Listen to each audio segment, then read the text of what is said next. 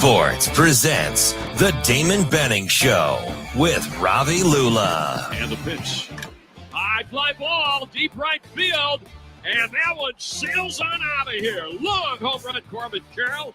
It's a one-run ball game. It's 3-2. The 0-1 pitch. Swung on, ripped down the left field line. That's going to be a base hit for Castellanos. Harper is off to the races around second. He's heading for third. The helmet comes flying off. They're going to wave him to the plate. The relay home is not in time. Wow. Harper scores from first as Castellanos is in at third. And the Phillies take a 4-1 lead. Here's the pitch. It's hit out into right field to his left, Margot. He'll get there to make the catch. He throws toward first. Leote gets back, but tagging at third is low. He races in to score the game's first run. Swing a high drive, deep left field, backing up Marshall on a run, turning. It's gone! Home run! Royce Lewis will touch them all. A two-run shot to light them up here in Minneapolis. Coach just sprung that on them on the Sunday, and they went out there and had probably one of the better practices ever in pad. So they have responded up to this point. But it's still a process, right? And the tell will be when the clock reads 0 Friday night. So.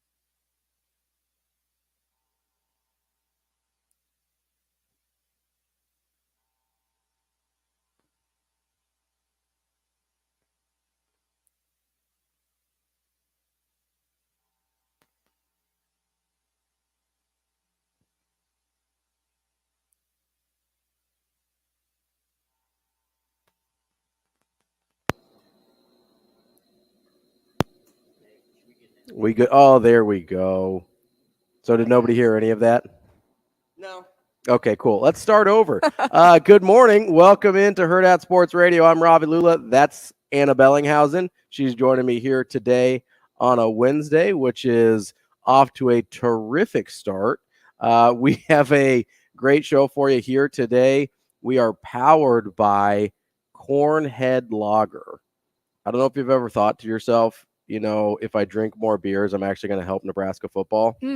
I know I have. Okay. And now it's actually true because Wow. Cornhead Lager is the NIL beer of the 1890 initiative for Nebraska. So technically, every beer you drink goes directly to help Nebraska football. You're doing the Lord's work here, drinking Cornhead Lager. So responsibly. But we appreciate them powering our show.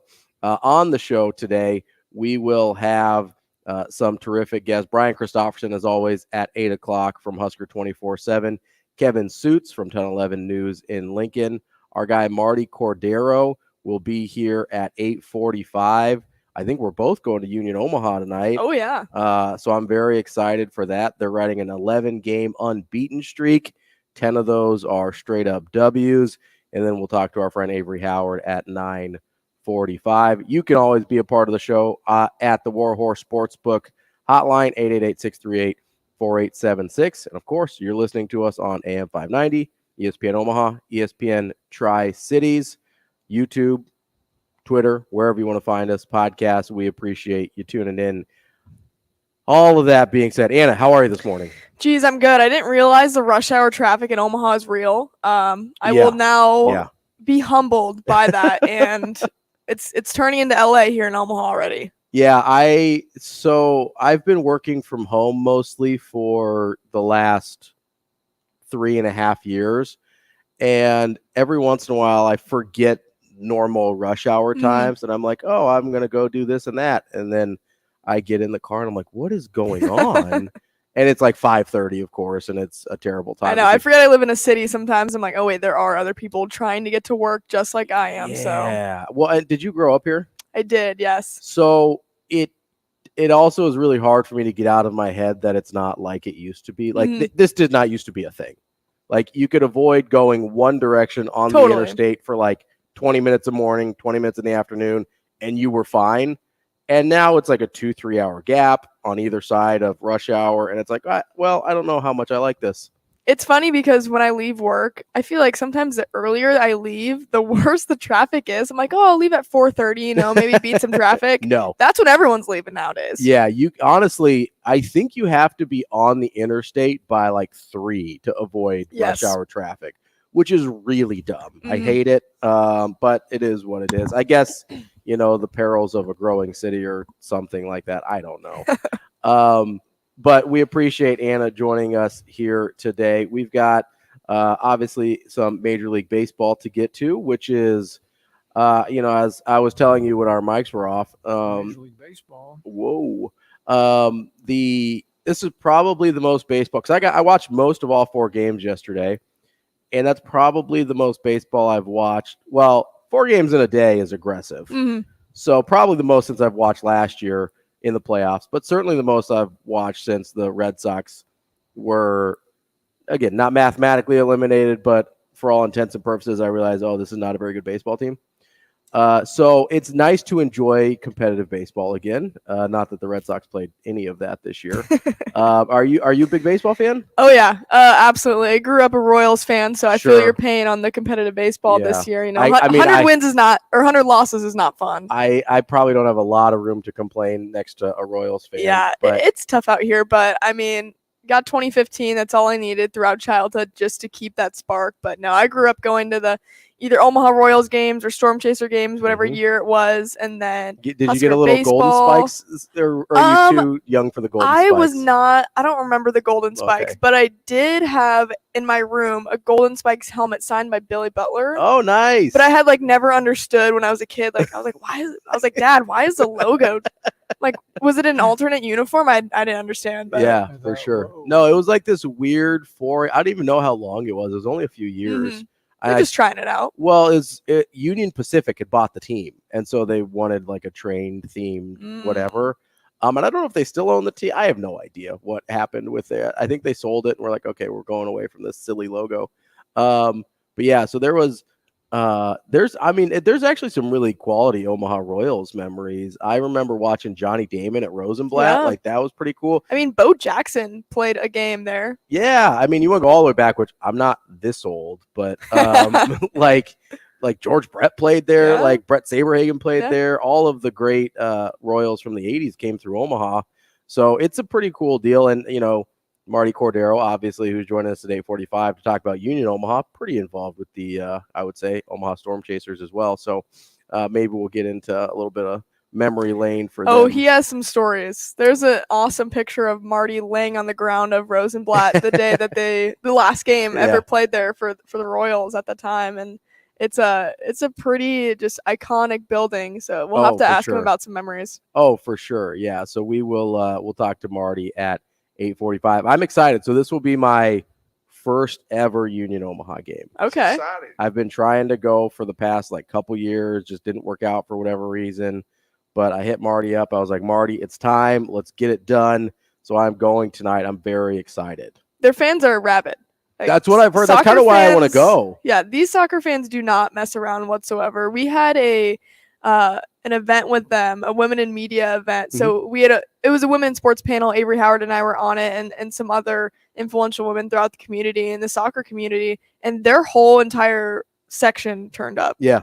All their fans showed up. It was amazing. They packed the theater at 7 p.m. on a Wednesday. It was incredible. So just their support, not only on the field but off the field. They do so many community events. It's pretty remarkable to see just the group and the love that they've found with soccer in Omaha. It's amazing. Yeah, soccer fans are a different breed. For sure. Wherever you go, obviously I'm a big Premier League fan, so those fans take it to the whole other level, right? But even there's this group of U.S. men's team and women's team soccer fans called the American Outlaws, and those people are on a whole other level. Also, they travel all these games, and I think there's a chapter here in Omaha, but they have kind of these chapters throughout the country, so you can do watch parties and stuff with them and sort of get the whole soccer fan experience. So Really excited to be a part of that tonight. I might have to go get some gear. I like the scarves are sweet. Yeah, and it's getting kind of that time of year, starting to cool off a little bit. So I might have to check it out. I'm always a sucker for a good hoodie though. Too. Oh yeah, I got chills throughout my body. I'm gonna be like Taylor. I'm gonna get chills throughout my body, Shane. Unless I wear a scarf, and I'll be all right. Playing away games. Because I haven't gotten any of that Hurrdat swag yet. Yeah, you need to get these sweatshirts. You know, I keep hitting Chris up. I'm like, hey bud, just run into the closet in there and just grab some. That's the funny thing is, I don't know where any of the stuff is because I've only been to headquarters like 6 times. Okay, I'll show you next time. All right, the next meeting I'll show you. Because I don't I work there, but I don't actually work there. You know, I'm always here. So, and here is the Hurrdat Sports Bar and Grill. In case I forgot to say that, which I do almost every day. We are at the H&H Chevrolet stage. We appreciate them for sure. We've got some people chiming in already on appreciate you guys on the chat. Thomas, Travis, somebody who is bald apparently. Really appreciate you guys checking in already. Where I kind of wanted to start today though was, you know, I'm listening to the press conferences of Matt Rhule from a couple days ago, from Tony White last night or yesterday, from Marcus Satterfield yesterday. And, you know, we keep hearing about this Sunday practice, right? We practiced hard on Sunday. We went full pads, which I suppose I don't have a total frame of reference for, but seems incredibly rare that they're going full pads the day after a game, right? Oh, 100%. And so I'm starting to think in my mind, the way they're talking about this thing, the way that Rhule had talked about after the game, hey, you're going to find out about us on Friday. You're going to find out about Nebraska football on Friday. And I'm starting to put these pieces together. And I kind of have this flashback in my mind to, have you seen the movie Miracle? Oh, yeah. I'm having this flashback. You know what scene I'm talking about already, don't you? I have this flashback in my mind to this scene after an exhibition where Team USA does not play well. They're flirting with girls in the stands and, you know, not JJ McCarthy, like kissing them in the stands, but flirting with girls in the stands and kind of figuring out what their after game plans are or whatever. And Coach Herb Brooks is not having it. And so they stand there and they do lines over and over and over again until this thing is over, or until he's satisfied with their responses on who they are as a team. And I keep thinking about this, and it's way too early to know, obviously, right? But I think there's a chance if this goes the way Matt Rhule thinks it's going to go, not just Friday, but long-term with Nebraska, that we might end up looking back at that Sunday practice as kind of a big deal long-term. Have you gotten that sense at all? Am I just digging too deep here? Like, what have your thoughts been about the way they've talked about it? Because they've kind of put a lot of emphasis on what happened on Sunday. Yeah, for sure. And obviously it is unusual for a coach to say, all right, boys, you know, put the pads on. We're going to do a full practice this Sunday, obviously after a Saturday game where you just completely get blown out. So I think it'll show a lot of character throughout Nebraska and the team that they have. And I do enjoy the way that the players and the coaches have talked about it, because I mean, you don't want the guys to come out there and say the exact same thing, right? They haven't been blown out like that all season long, so they should be talking different. They should be responding different, right? And so I think Husker fans should have been worried if they would just hear the same thing over and over again after every single game, regardless of that score, regardless of the outcome. But I think them being transparent and, hey, that sucked. We don't want that feeling again. We're going to do something about it, and this is the discipline that we're expecting out of these players, I think is a positive step in the right direction. So yeah, I would agree with you, Ravi, in your little metaphor there, if you will, to Miracle, a great movie. But I think it could be just a turning point or a realization point of, hey guys, like this coaching staff is very serious about what we're doing. Yeah. And just kind of show that they're about it, right? They're not just going through the motions. It's not like a lip service thing, right? Like Matt Rhule can go out there and say like, hey, we played unacceptably, but if you continue to do things the way you've done them, are you just enforcing? It's like, okay, I'm saying it's unacceptable. Obviously we'd like it to change, but we're not actually going to do anything differently. This is a very tangible thing that we can point at and say, hey, that's That's different. That is a different thing they did. They didn't like how they looked on Saturday. They didn't, and honestly, it seemed like, hey, until we play or you show on a field that you are, or on the grass as they like to call it, which bothers me a lot. I don't know why. I didn't know that. They like to say grass. Tony White does almost exclusively. He goes, "Oh, we got to get there out on there on the grass," and it. I'll be honest, it drives me a little crazy. It's turf. I mean, whatever field, turf, whatever. Just he calls you it. Gotta get on the grass and play ball every time, and I'm just like, Tony, I need you to stop. I understand though. Actually, do it when the lights are on, right? Yes, Tony, do it when the lights are on. But no, so it was to me, it was an interesting step because you usually don't see, or I guess hear about a lot of the, like, oh, this is a thing we did differently in practice. Mm-hmm. Like coaches usually don't give you that. Right. And not that he even gave you specifics, except for he was like, hey, we kind of got after it. Like we went and said, hey, if you're not going to play to the standard that we set on Saturday, you're going to have to go out there and do it the next day, which is why I thought of that scene in Miracle, because it wasn't about, like, if they had lost 45-7 and Matt Rhule genuinely thought, hey, that was our best football game. It was like off day. Yeah. I think that would bother a lot of people. Well, I mean, it would definitely bother a lot of people. But I mean, like, if they went out there and they executed to the best of their ability and Michigan was literally just 38 points better than Nebraska, I actually think Matt Rhule can live with that in the moment, right? Because he's like, okay, we got to get better players. We got to develop the players we have. A lot of the things that he talked about, right? But he doesn't feel that way. He very clearly does not feel like Michigan is 38 points better than Nebraska. And I don't know what that number is, because Michigan is better than Nebraska, by the way. Like, that's not a hot take. I don't know if the right number is 14. I don't know if it's 21. I don't know where it is. But obviously, Matt Rhule felt like 38 wasn't it. Mm-hmm. And so it was kind of like, hey, if you're not going to meet the standard on Saturday, you're going to meet it on Sunday. And if you don't meet it on Sunday, you're going to meet it on Monday. Like, one of these days, whether the lights are on or not, we're going to make sure you meet that standard, and then we'll figure out how to make sure it happens on the right day. Actually do it when the lights are on, right? Thank you, Shane. So I posed this question to Johnny Rogers and Tommy Frazier on our show with them. Do you think it was a lack of effort more so, or just a gap of talent? So obviously there is a talent gap, right? For sure. There just is. Which is kind of funny because the talent gap between Ohio State and Michigan, if you want to go by star rankings, is almost the same size in the talent gap between Michigan and Nebraska. It's like 3-ish to 13 for Ohio State to Michigan, and it's about 13 to 24, 25 for Nebraska to Michigan in terms of their like pretty consistent rankings. Michigan doesn't recruit in that super top tier, but they recruit guys that are perfect fits for them and then develop them really well. So that's just, I thought that was interesting. But so there is a talent gap, right, between Michigan and Nebraska. But I didn't think they didn't play hard. I thought they played incredibly tight.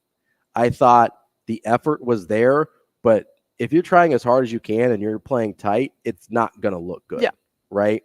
And so that's what I thought it was more than anything. I thought they kind of got in their head about, hey, this is the number 2 team in the country. It's Michigan. Like, we're not there yet. I think they went, and Coach Rhule and Coach White and Coach Satterfield all kind of talked about this. A lot of guys were out there trying to be the guy not to make the mistake rather than being the guy that wanted to make the play. And to me, that's playing tight. And I mean, the most glaring issue had been the turnovers. And I mean, we still saw, obviously, the fumble getting recovered. That was great. But then Heinrich getting the ball batted down the first drive, right? And that kind of set the tone and took the morale, I feel like, out of the Huskers. So, yeah, I think they were playing tight. Nobody in a post-game press conference after win says, yeah, we played so well today. We were super tight. I was, like, no one says that, right? I was feeling loose. I was confident. I was, I was just having fun. And I don't think they were having fun. No, Coach Rhule brought this up. And it's way easier to see on defense, right? Because defense is kind of a more, like, I get that there's structure and there's There's assignments and everything like that, but it looks a little bit more free moving than an offense does, which is like, hey, you have to run here and do this. There is a big difference if you go back and watch Minnesota and then you go watch Michigan. Just the way the defense is moving around there's a huge difference. And I get the opponents are different. I get there's a huge gap between Minnesota and Michigan, but I think there's some things that you can see on tape that you look at and say, oh, that's a Nebraska independent of opponent thing that they didn't do as well against Michigan as they did against Minnesota. And that to me is kind of the most interesting thing, because I didn't really think about it in those terms until I think Matt Rhule said it. And so I went back and watched, thank God for BTN and 60. I went back and watched the Minnesota game, and I was like, oh, yeah, they did look a lot different. Oh, yeah. And to a degree that it almost looked like a different team. And I don't know how much of that's like, okay, Singleton got hurt, play one, Lenhart's out, Reimer's out. And that's something we can get into kind of throughout the show. I'm curious how much those injuries, because we coming into the year, right? And tell me if you were on this page or not, it felt like we were concerned about the depth on defense, especially defensive line and linebacker. We're like, hey, we like some of these guys, but I don't know how deep they are. Then after 4 games, we're like, oh, he can throw anybody out there, and it's going to look great. This guy's a genius, which he probably is. Yeah, but it doesn't matter who's out there. And then you start to see some injuries, and you're like, oh, is that a Michigan thing or is that an injury thing? Like, how did you kind of process through that with the injuries and how much credit or blame you gave them to how things looked? I mean, injuries do obviously matter. Sure, yeah, especially to 3 of your better players on defense. Right, and it's your best tackler. So I think that just takes out a lot of the leadership, right? And the communication, I'm sure, was a big part, because you're looking at guys to fill in the gaps that barely have played college ball, right? You're looking at freshmen, you're looking at sophomores and guys that haven't had that experience necessarily. And you're also playing the number 2 team in the country with the first-year staff. Yeah. So I feel like Husker fans were maybe too quick to say that, because we expect so much out of Rhule and his capabilities as a coach and his coaching staff that we sometimes, I feel like, forget, hey, this guy is in his first year at Nebraska, learning it as well, just as we're learning him and who he is. And you're playing the number 2 team in the country with so much pressure. A new stadium basically just got announced, $450 million. So, like, there's a lot of buzz going around Lincoln, and it felt like the week leading up, everyone said, oh, it's been quiet and whatnot. But, I mean, maybe there was a reason why, because this team didn't feel like it could compete at that level yet. And Matt Rhule did say that after. He's like, it's the gap, right? We're not at that level of Michigan, and it was obviously apparent. And I think that should light a fire under them too, though.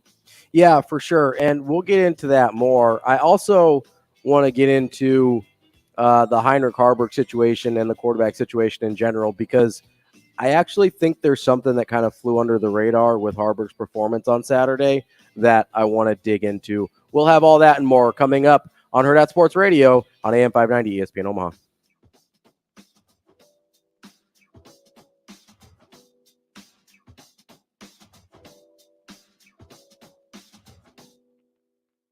We will be back.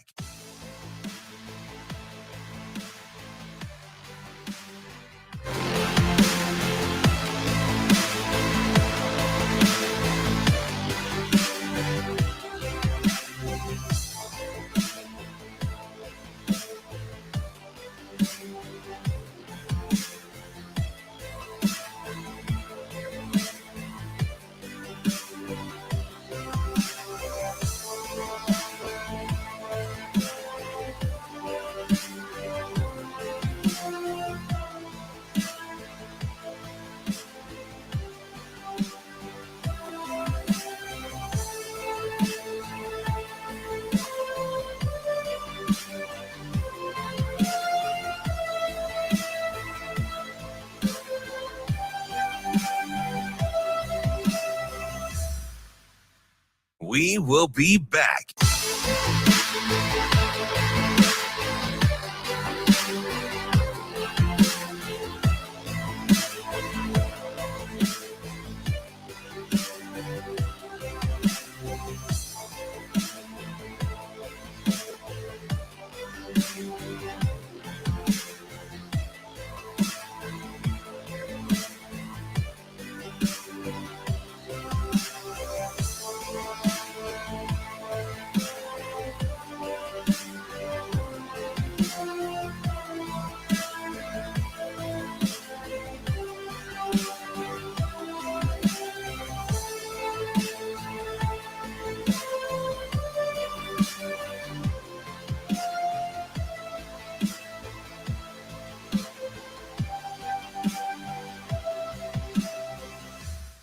We will be back.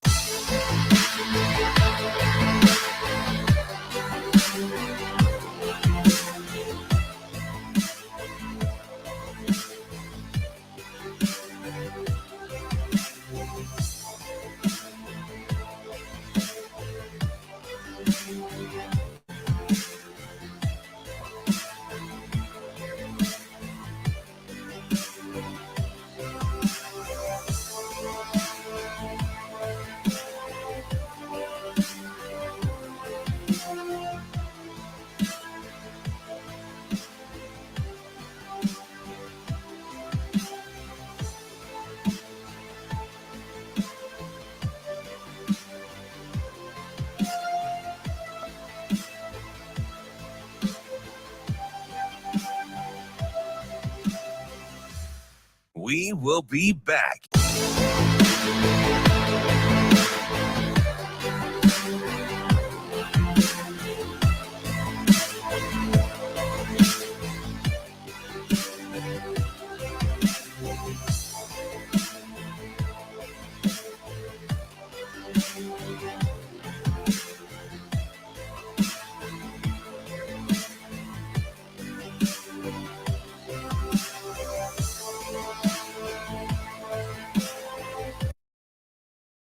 We will be back.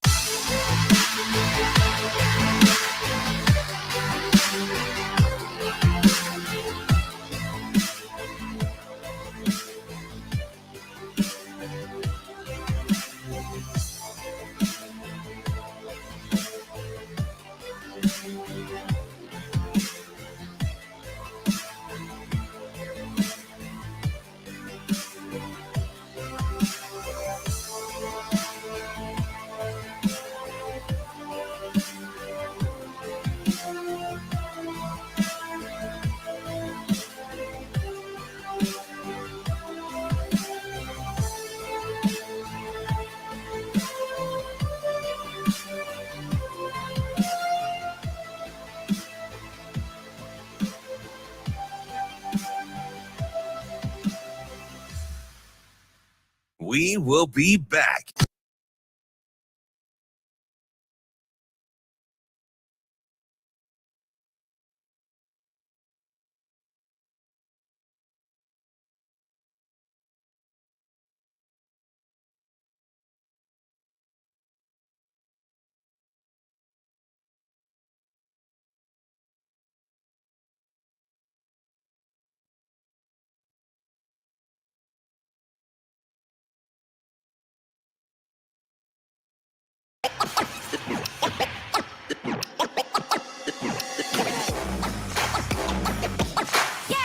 Hurrdat Sports presents the Damon Benning Show with Ravi Lulla. You got to get on the grass and play ball. Okay. And that's the most disappointing thing. You know, you're looking at it as a coach, like you go back and look at like, what did I do wrong? So that way those guys can go, because they do everything that's asked, right? I mean, they came in on Sunday and went through, had a really good practice, you know, and so they're gonna go and do it. So now, one, we gotta do our part, make sure they know what the hell to do so they can go do it, and then demand that of them, make sure that they understand. Again, I said this before, and I know coach, this is from coaches, like there's a way you're gonna play football in Nebraska. Okay. And that was not good enough on Saturday.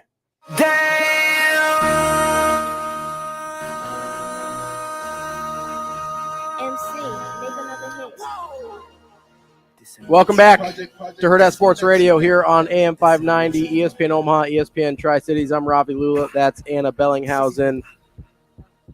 Shane out here just playing some pet peeve clips for me, you know, making it kind of a hostile work environment. If you've got some issues, whether you need workman's comp, your coworkers aren't treating you right, you can give our friends at Dyer Law a call. That's you got to get on the grass and play ball. How dare you, Shane? You're about to have a personal injury that you're going to have to call Dyer about. That's DYER.law. You can give them a call at 402-393-7529. If you've been hurt in a personal injury accident, if you've got a workman's comp claim, they have you covered, and they will lend a helping hand however you need. That's DYER.law. Regardless of who the hell the opponent is. Really, we got to Shane? do things a certain way to give ourselves a chance to win. Really, you got to Shane? get on the grass and play ball. I see how it is, Shane. We're gonna have some words at the break. There's a way you're going to play football in Nebraska, and that was not good enough on Saturday. I wanted to get into Heinrich Haarberg because I think that he maybe played better than people realize on Saturday. There was, his stats are not spectacular, right? There were 14 for 25. He ended up 199 yards passing. Like those numbers are fine. They are not special. What I did think was interesting though is I think Coach Rhule said this, it might have been Satterfield. He said something about, hey, after that batted interception, he went on to complete his next 7 passes. And I was like, is that right? And so I went back and watched the Michigan game last night, and sure enough, gets that batted pass, which I understand it ended up as an interception. He had, I think, 4 batted passes in the game, so that's not ideal. That's kind of an issue of its own. But when I look at that, I don't look at that and say, hey, that was an interceptable ball, right? There was a play later in the game where he threw the ball that probably should have been intercepted. He intercepted. He overthrew his receiver. There was a safety behind him. The safety just didn't make, or it might have been a corner, but there was help over top, and the help just didn't make the play on it, right? Didn't end up being an interception, but that was an interceptable ball. I don't think the batted pass is. I just don't count them that way when I'm kind of evaluating things. But he did. After the batted pass interception, he completes 7 consecutive passes and didn't throw an incompletion the rest of the half until the very last play of the half, where he's kind of scrambling and trying to make a play at the end of the half. And then to start the third quarter, he throws gets a huge gainer to Marcus Washington over the middle. It's a catch and run, but the ball, I think, was thrown about 15 yards in the air. Washington ends up running about another 10, 15 yards, I believe, for a pretty long gain on that one. So at that point in the game, he was 8 of 11 for 140 yards early in the third quarter. And 2 of the 3 incompletions / the 1 interception were batted balls. He only missed on the 1 ball at the end of halftime where it was just trying to make a play. That's the only throw he missed. And then I'm watching the rest of the game. He threw an interceptable ball, the one I talked about in the fourth quarter. He had a drop by Washington that hit him in the hands. He threw a ball away on a busted screen, just threw it down at the running back's feet. And then he had 2 more batted balls that weren't intercepted or caught. He did have an extra batted ball that he caught himself, which technically goes down as a completion for him, but we're not going to count that one. And I guess my question is, I think he was actually pretty good throwing the ball against Michigan. I would agree in that he was letting his wide receivers go through their progressions, and I think he was being more patient than we had seen him. I mean, given there was obviously offensive line trouble throughout that game, but Michigan's defense is just good. Yeah. Right? And he was playing the best defense he's definitely seen maybe since Minnesota. So I guess he didn't even really. I would say, yeah, he saw Minnesota as a tight end. Right. So he's, kind of seen it, but you've never seen anything like Michigan's defense if you're Heinrich Haarberg, right? He's a sophomore. This is his first year starting. So I think it was definitely, we should give him more credit. I think you're right, Ravi, on that. Yeah, it just kind of really struck me because I watched, you're watching that game live and you don't really think like, oh, Heinrich Haarberg's having a great game or anything like that. And I even made a joke with somebody on Twitter about how I genuinely think Nebraska can win the next 4 games. Like, they're all winnable. Are they going to? I don't know. They haven't won 4 straight games since 2016. So, like, that's a tall task, right? But you look at the way the schedule breaks, and you're like, all of those are winnable games. Whether they go 4-0, 3-1, who knows? But and they made a joke. They go, well, is it more likely that they'll win 4 games in a row or complete 4 consecutive passes? And I laughed. I go, yeah, probably win 4 games in a row is more likely. Not even realizing that later that day, I'd be realizing that Haarberg completed 7 passes in a row against the best defense he's going to face all year. And probably one of the best defenses in the country, if we're being totally honest. And I don't know. It's definitely the best he's thrown the football this year. Probably. And you're also thinking about a depleted wide receiver room. Yeah. You don't have the backs that you're usually used to, right? You're having to put Anthony Grant in there, albeit he's a great athlete and has been in that spotlight before, but you don't have a lot of options. Right. You don't have a lot of options. Yeah. There's a lot of pressure on you, of course, and you're getting essentially backed up by a guy in Jeff Sims, who is the QB1 initially and is probably a better weapon than you at the moment, right? They see more reward out of him, maybe a higher risk, but then, I mean, he sees it. He knows what people are saying about him. So there has to be some amount of pressure he puts on himself in that position. But I think he went out there and I think he did what he could. He didn't necessarily make too many mistakes. You talk about the batted ball interception. I don't think I would count that as a interceptable ball either, really. And then maybe a couple you got to drop pass here and then a ball thrown over a wide receiver's head. But I mean, all in all, I don't think he played bad. No, I think the one interceptable ball was the only bad throw he made on the day. And if it's one, you live with that. That's a good day. Yeah, everybody throws one. Right. Like we saw Mahomes the other day throw 3, 4 brutal ones. Yeah. 2, and one of them, the one interception that he threw all the way across the field was just awful. Yeah. Like Mac Jones-esque bad interception. And so, yeah, you can live with one. And I've kind of been doing this with Harburg. This is the best game he's had throwing, I think.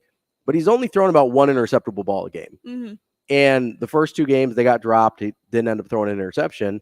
And this one, the one interception that he did throw, wasn't actually really an interceptable ball. It was just a great play by both defensive linemen that ended up being involved in that play. But I do think he's getting better as a passer, and I don't know that we've been paying attention in the sense of I think we just kind of assume it's like, hey, you really got to limit him. And to think about this, a lot of those passes came when they were already down 21-0, Mm-hmm.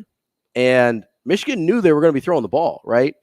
It's one thing to be able to catch a team off guard and say, hey, we're going to do some play action here. We've been running the ball 70% of the time. We're going to take some shots here. And it's another to be down 3 scores and the other team know, like, yeah, they're going to have to start throwing it a little bit, and that's out of their comfort zone.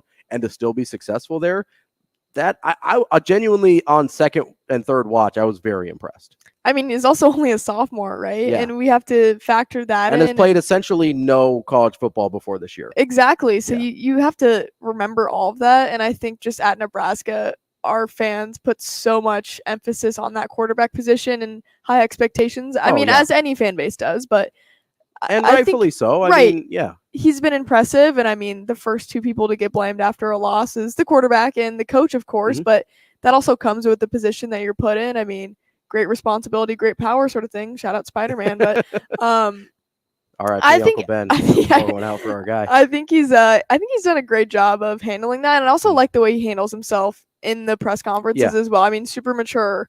You can tell he's really about it. I mean, he's a Nebraska kid. He cares, and he wants his team to win more than anybody.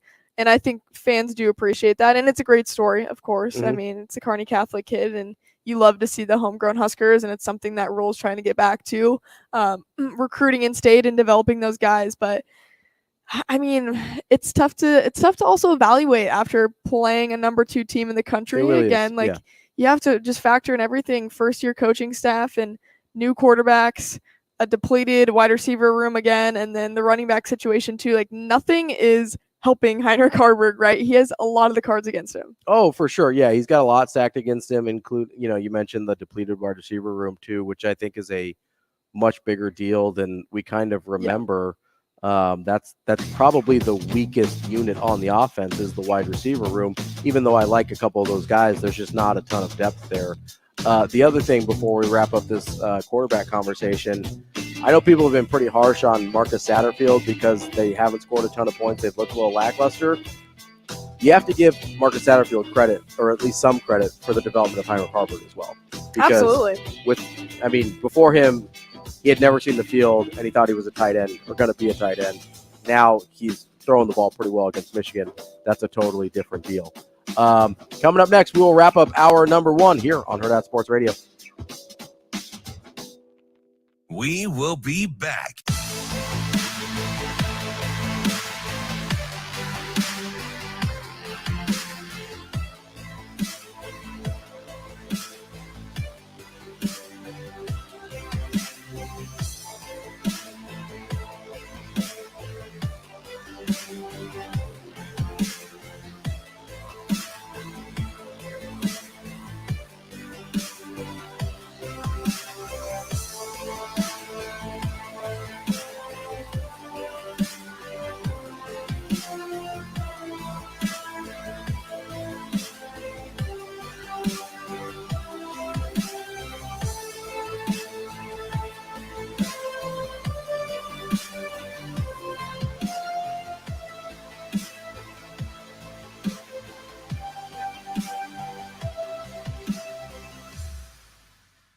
We will be back.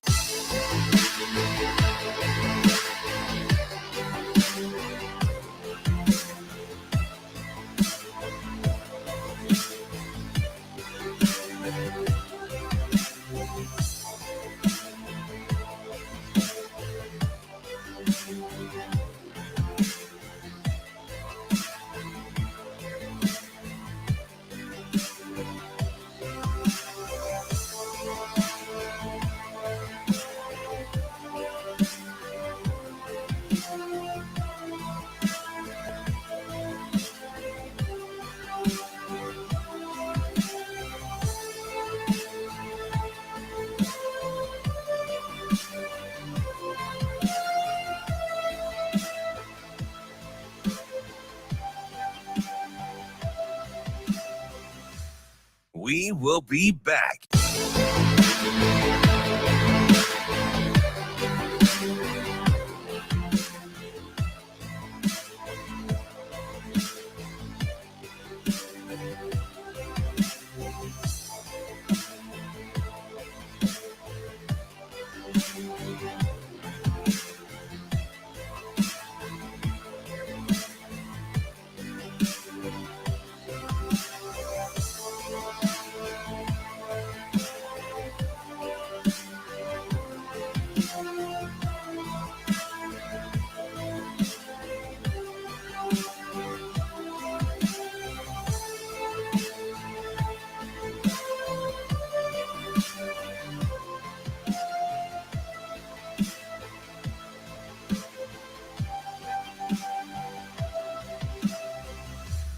We will be back.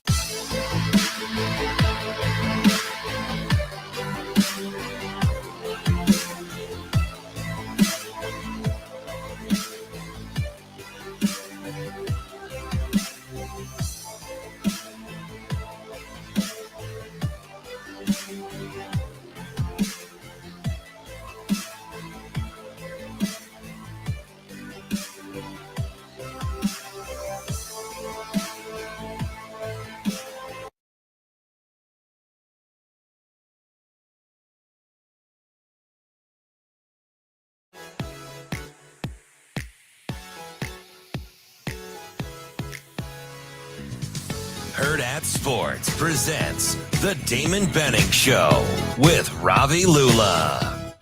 Yeah, I think especially the one that happened with Colorado was kind of the cadence issues, motion timing. So there's been a big emphasis on that this week. We don't know, sometimes going into stadiums, you have no clue, is the crowd going to affect your cadence? Are you going to have to go on silent, or can you stay verbal? So I think that's been one big thing. And then trying to create your own energy has been another one for us. Obviously being here, no matter what the score is, we always have people behind us, or the circumstance. We've seen that with Michigan and Louisiana Tech. There's always people still there cheering us on. So said she loved me. She loved me not. Wrapping up hour number one here on Hurrdat Sports Radio. I'm Ravi Lulla. That's Anna Bellinghausen joining me here on a Wednesday. The YouTube comments are alive and popping as always. We appreciate all of our listeners that join us there. You can also stream it on Twitter and, of course, listen to us on AM 590 ESPN Omaha or ESPN Tri-Cities if you're one of our lovely friends out in central Nebraska. Wanted to talk a little bit of baseball playoffs. I know we mentioned them earlier. You're a Royals fan. I'm a Red Sox fan. So we're both left out in the cold this year. Oh, yeah. Both have been left out in the cold for a little while now. I do enjoy rooting for Mookie Betts still, who I love dearly, despite them trading him to that West Coast team that we don't even like to talk about. But no, it's interesting. I really do. One of our YouTube commenters say, hot take, maybe playoff time is the only time to watch baseball. I disagree there. When the team that I like is actually good, I really do enjoy baseball. I grew up with it, and I think it's, probably sort of an Omaha thing. You grow up with the College World Series and stuff. There's a lot of young baseball fans in this town, maybe more so than they are throughout the country. But One of the teams, obviously growing up a Red Sox fan, somebody that was near and dear to my heart, even though, never met him, was Tim Wakefield, who passed away over the weekend from brain cancer. And I promise not just talking about brain cancer here. This is a kind of a weird analogy to make. But one of the things that everybody, including myself, loved about Tim Wakefield so much was this. He was kind of the ultimate teammate. And an example of this is, so this is a guy that kind of had to fight and claw for everything he got in Major League Baseball. He was from Florida Tech University, which if you knew that was an actual place, kudos to you. I believe it was an NAI school at the time that Tim Wakefield went there, and he was drafted as a first baseman by the Pirates.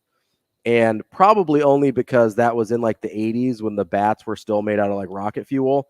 And he hit a bunch of home runs one year in college, and the Pirates were like, yeah, why not? Let's give it a shot.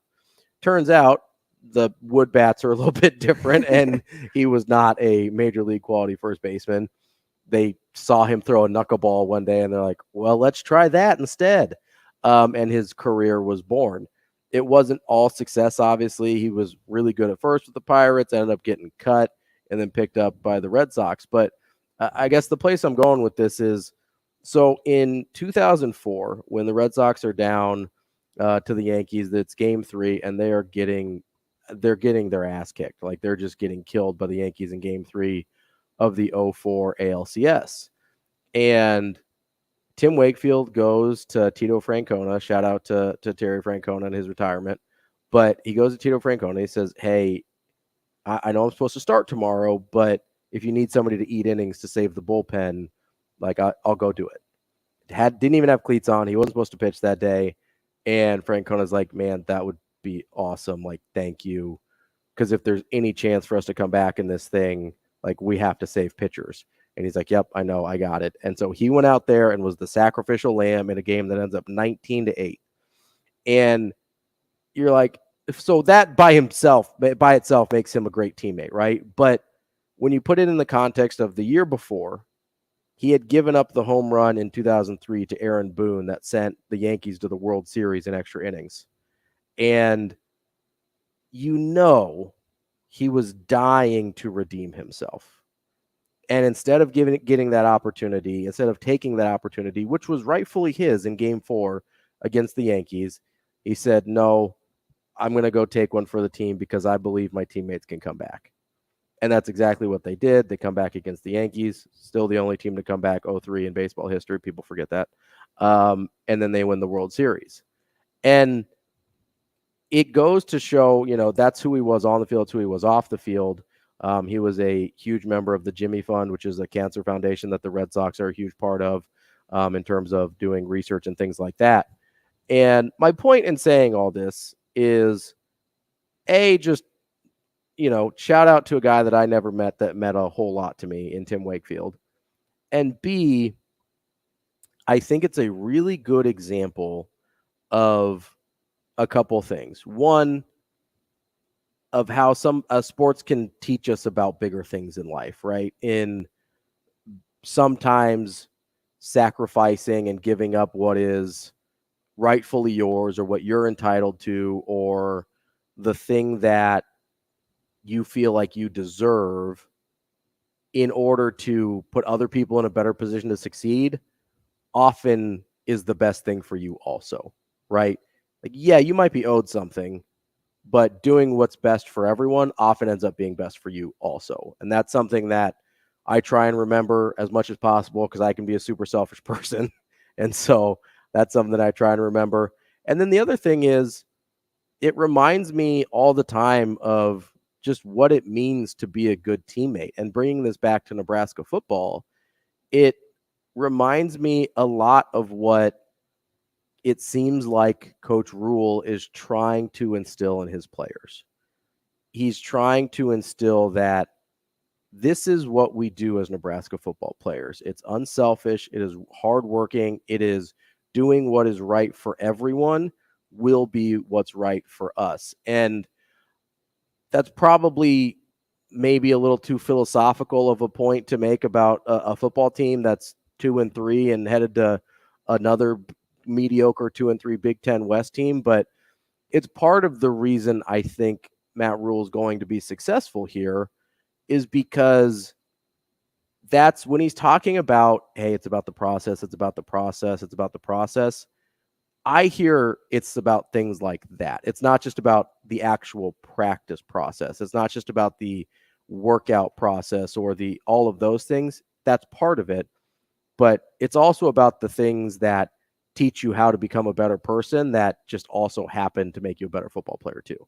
I mean, it's development, right? Mm-hmm. It's building relationships and it's building young men, right, at a crucial point of their lives where they could go one way or the other. Mm-hmm. And I think football is an outlet for a lot of people, as sports is for plenty of athletes, right? And it's something that can get your mind off other things in life. And I think you build a sanctuary with your team, and that's what I think Matt Rhule is trying to do, because I think he realizes, hey, these are people first, right? Mm-hmm. The things that you hear about Matt Rhule, about him being humble and just his background with everything and how Carolina ended up, but players still came to his house and talked to him right after he got fired. And I think that says a lot about who Matt Rhule is as a person. And I think that can be exemplified throughout the program of how these players respond to this adversity and how they stick together. And I did enjoy the quote from the press conference of, we're going to find out who's one of us, right? And that wasn't meant to be taken in a negative way. I think some people took it in a negative way. Sure. And it could come off that way. It totally could. But I think what was meant by that phrase is just, we need to find who's in it for the team, right? We need to find who's in it for us. You're not trying to find somebody that just wants to get to the NFL and try to find ways to get drafted eventually, but you're trying to find people that want to win and want to win for the right reasons. And I think that's what Matt Rhule is trying to find out. And there's so much parallel in college football. I mean, you want to bring up a Coach Prime, a Deion Sanders, right? Sure. And he's doing it in a completely... Be careful, though. He'll take it personally. Exactly. He's going to take it in a completely different way, right? And he found out who was one of us in a very different way. He said, leave, right? Leave. Yeah. He cleared the house, and Matt Rhule didn't do that in Nebraska. He let these guys stay. He had conversations, probably tough conversations with players and what he's expecting out of them this season and if they want to stick around. And I mean, just how Rhule spoke with Garrett Nelson about saying, hey, go to the NFL, dude. Get out of here, right? Yeah. In a loving way. It wasn't like, hey, we need you to go. We need you to save a spot for another guy, right? And I think that's doing what's best for the players overall. And I think that's what Rhule is about. He's a player's coach. Yeah, he really is. And you have to appreciate, because again, even that approach with a guy like Garrett Nelson, right, is, hey, if you do what's best for everyone, it'll be what's best for you long term. Like, would it have been better for Coach Rhule to have Garrett Nelson on the team this year? Yeah, absolutely. Yeah. Like, would it have been better? I don't know if this was ever even a possibility, but would it have been better for Coach Rhule if Trey Palmer was on this team this year? Yeah, they have basically no wide receivers left, and Trey Palmer is doing really well in the NFL. He'd be awesome to have on this team. But you know what? It was better for Trey Palmer to go. It was better for Garrett Nelson to go. And long term, that will pay dividends for Coach Rhule. And kind of the one of us thing was that you brought up is really interesting, because I think people do sometimes take it negatively as like, oh, if you're not one of us, then you're a bad guy. You're doing these things and, you know, we're going to kick you out of the program or whatever. But I look at a guy like Casey Thompson, who by everything I've heard, like really solid guy, really solid teammate. I think his priorities were just a little bit different than what Coach Rhule's was. And I don't think I'd be surprised if there was any animosity on either side of that equation, but it just wasn't the right fit, right? Yep. It was just a situation where it's like, hey, this is what you need in this part of your career. This is what we need at this point of our coaching tenure. Unfortunately, that just doesn't match up. And I know there's people that would love to see Casey Thompson on the field sometimes at quarterback, the way we've seen the quarterback play so far. But that's, again, what's best for everyone long term will be best for you. And I think Coach Rhule has really exemplified that at times. Coming up next, we will talk to our friend Brian Christopherson from Husker 24/7 here on Hurrdat Sports Radio.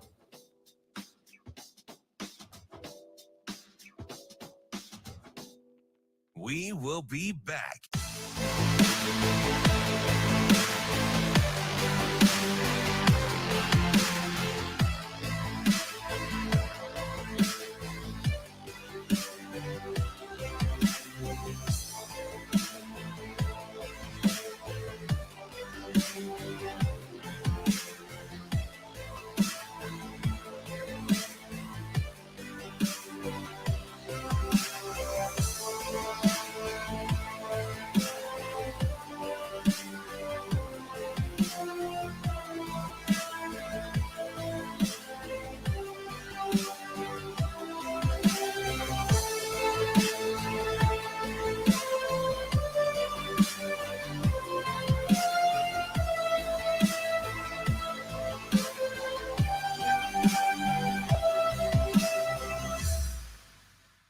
We will be back.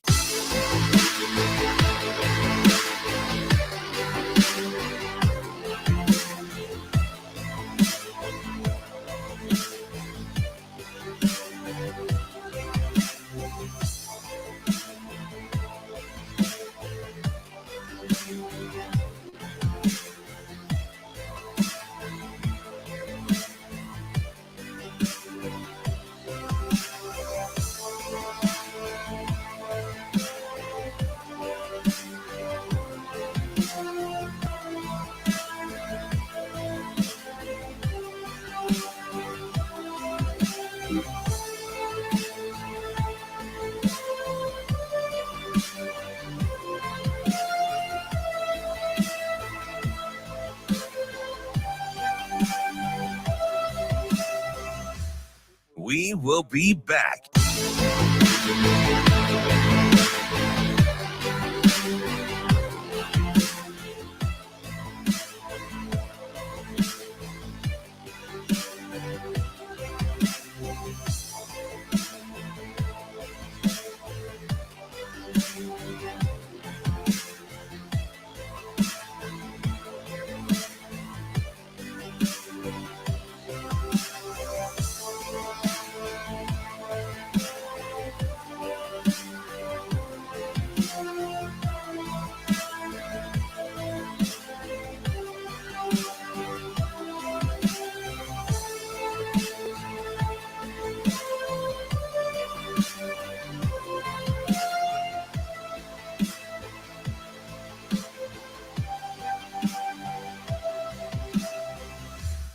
We will be back.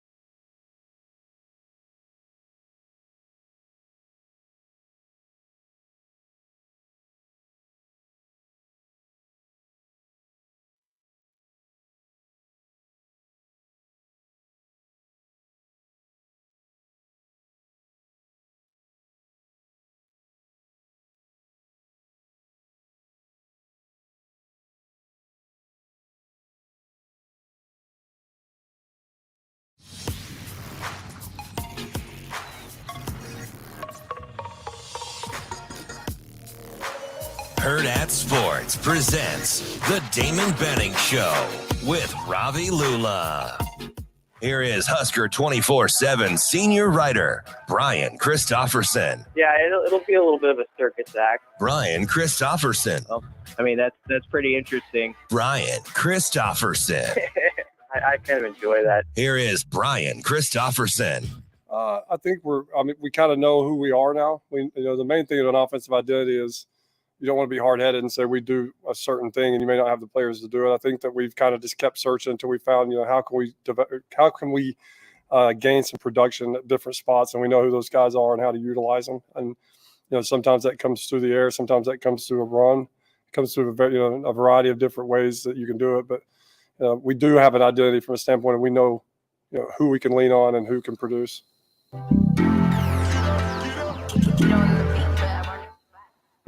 Kicking off hour number 2 here on Hurrdat Sports Radio. I'm Ravi Lulla. That's Anna Bellinghausen. We are joined now by our friend from Husker 24/7, Brian Christopherson. BC, how are you this morning? I'm pretty swell. How are you guys? Oh, we are doing terrific. We are, just enjoying this finally feeling like fall morning, which is nice. I'm rocking the sweater, so I'm ready to go. Yeah, it's shorts with a hoodie weather, I think. So it's a Midwestern delight, I think. Yeah, I do think shorts with a hoodie is kind of the unofficial Midwestern uniform. Yeah. So I'm ready for the day. we got a game in 2 days, so we got to be on the ball a little bit here. So yeah, it's good. Let's start off with the fact that Illinois Stadium caught on fire last night. What do you know about that situation? It seems oddly metaphorical for this game, for just, a dumpster fire to break out. What do you know in terms of, is this going to impact the game at all? It, from what I've read, sounds like maybe not, but what do you know? I know the same thing you do. Yeah, I saw the same statement, and that's the latest on it. So it sounds like they were able to figure it out pretty fast and get it stopped, which is good. And so game should be on as usual or otherwise, I would guess, in the next, by this morning, but I don't suspect that. So weird deal, but football's on, it seems like. Brian, we were talking before you came on here about Heinrich Haarberg, and as I rewatched that game and kind of listened to Coach Satterfield, I think he ended up actually throwing the ball a lot better than I realized in the moment, and maybe even a little bit better than his final stats would show. There was kind of a stretch there in the first half. He was actually throwing the ball pretty well. What did you make of his performance? Obviously didn't run it the way we'd seen him in previous games, but particularly throwing the ball. Yeah, I think you're right, Rob. Coworker Schaefer was next to me kind of pumping him up like he's playing pretty well, and I was like, I don't know, they had no points on the board at this point. I'm thinking to my, like, how well can it be going? And then you look down and he was 12 of 17 near the end of the third quarter, and as Satterfield pointed out, he did have that stretch right after the tip and pick where he was like 7 of 8 for 100+ yards. I thought the nice thing was he got a chemistry on with Billy Kemp a little bit. You could see where there was some timing that looked like it was on more than the previous weeks. And I know Michigan was really taking away. They're like, we're not going to let you run, youngster. I mean, you're not going to have one of those days where you go for 100 yards on us and just have a free trail to end.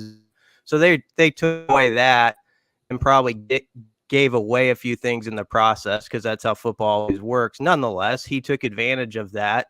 And I think put some stuff on tape where Illinois, who is not the same defense as they were a year ago and is scuffing a bit themselves, is going to have to respect it. And I thought Rhule was genuine when he said, amidst the loss, there were things in Heinrich that I really did like. And I think when you go back and watch it, you can see that he actually was in control, throwing the ball a lot more than I think he's been in any game so far. So that is good. I mean, absolutely. And I do want to bring up just the point of Heinrich and just the development and seeing how he's worked with the wide receiver room and Billy Kemp, and one that's honestly been depleted, your running back room also being depleted. How do you think he's adjusted to that, and how have they maybe adjusted that playbook too to make it maybe a little bit easier on him? Yeah, I think that's a really good point, because, I mean, Heinrich is 3 starts in, but he's also trying to do this without the guys you thought would be alongside the ride with them. I mean, it's a very tough deal. And you're the starting QB at the University of Nebraska, all this pressure, and we're going to take away your top 2 running backs. We're going to take away people even forget that, Isaiah Garcia Castaneda was going to be part of the 4-5 man rotation at wide receiver, if not the top 3, and he's out right away. And so, he's had to work with limited options. You would hope that by the end of this season, we start to see a little more Jalen Lloyd, maybe a Jaden Dux, who is back it sounds like he's back on the practice field now after a broken arm. Maybe he gets in there for 4 games at the end. But really, it's got to happen with the guys he's got. It's got to be Fedoni. It's got to be Billy Kemp. Alex Bullock is going to have to be a guy who pops in. He's a good blocker, but he's going to have to catch too. And Marcus Washington is a veteran who I think we saw on the one play to start the second half. He can be really good and a physical guy.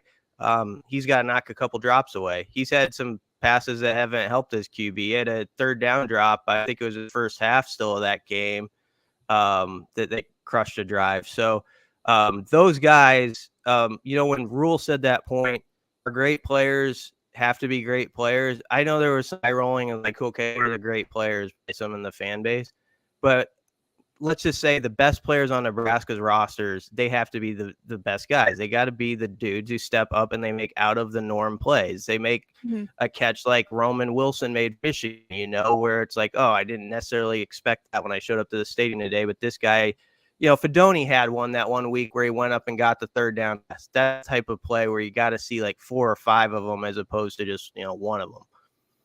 I also want to bring up the fact that we did see that chemistry between Heinrich and Billy Kemp. Is it worrisome that might be the best receiver in the fact that he is a slot receiver and maybe you don't see those big yardage plays? Should Nebraska fans expect that maybe from someone else, like a weapon on the outside? Is Nebraska going to be able to do that at any point of the year? I don't know. I don't mind that Billy's your top weapon necessarily, because I think he's sort of earned his that over the years. You just knew he would be kind of. But the thing that is disappointing is we trying to track down a pass where they've completed it where the ball traveled in the air like 30, 40 yards. A guy caught it on the run. I don't think we've seen that play yet. And, they've tried to do it with Tommy Hill. You wonder how much Tommy is even going to – his reps were going up at receiver, but then you have the injury to Singleton at safety, which forces a domino reaction there, and I think Hill's going to play more defense. And so I don't know if he'll be used as much at receiver. We'll see. But, yeah, I'm with you. That's the spot. I think going into the season, they were really hopeful with some of the speed guys they had that there would be someone who developed that niche. And I maybe it could be a Jalen Lloyd type player who maybe at the end of the year we look at his stat sheet and he's only caught like 6 or 7 passes, but they've been high volume plays, or he's had like a 55-yard touchdown mixed in there. That can still happen. We're entering the part of the season where Nebraska's got to make hay, and it's got to start hay. And if they win Friday and you look at the schedule, there's chance for an October run and get people buzzing a little bit. But it would be nice to spring 1 or 2 of those plays to keep a defense honest and let them know you can do it.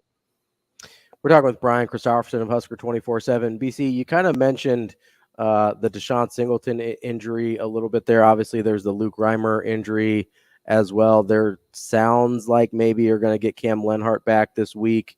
I guess not just against Michigan, obviously, where you're missing all 3 of those guys, but what is the impact of especially Deshaun Singleton and Luke Reimer being out in, I guess, moving forward? Because it sounds like at least for Singleton, it's going to be a multi-week thing. Yeah, I was crushed for Singleton because he's a guy who I thought through the first 4 games of the year was playing as at high a level as anybody on the defense. And he really just had complete control on that back end. It felt like him and Omar Brown had developed a chemistry right off the bat, which isn't easy to do sometimes at the safety spot where you're working together. And you weren't seeing like a lot of plays where they just lost coverage, right? Where it was just a lot of the guy wide open. They did have a couple they got away with a week or 2 ago. But that's really tough because he's such a physical safety too. Like, come up and remember the hit he had in the home game 2 weeks ago where he TFL, he just blows a guy up. He's not afraid to hit. So I think it's a lot's going to fall on Phelan Sanford. It looks like he could be the guy who starts there. He's a veteran guy who knows the stuff inside and out as much as anybody on this roster. He's also, we can joke about it however you want about it. Your jokes about Jim Rat, whatever. He's more than that. He's a great athlete. He's just a freak. He's a freak athlete. When they do the winter testing stuff, he's like top 5 or 10 athletes. So Phelan Sanford's got some skills, but you have to show up and be a good player. And then, Gifford and those guys are just going to have to play at a really high level. Quentin Newsome is a guy who I think to show he's one of the top corners in the Big Ten. Now you're in that the conference play full grind. Go out and shut one down this week. Like, take an Isaiah Williams from Illinois out of the game. It's got to be stuff like that from your best players being your best players again, like Rhule said.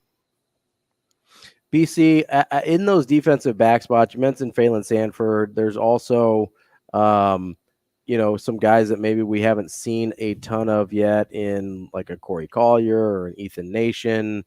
Do you expect we might see some more of those guys as well? I know we've started to see more Kobe Bretts.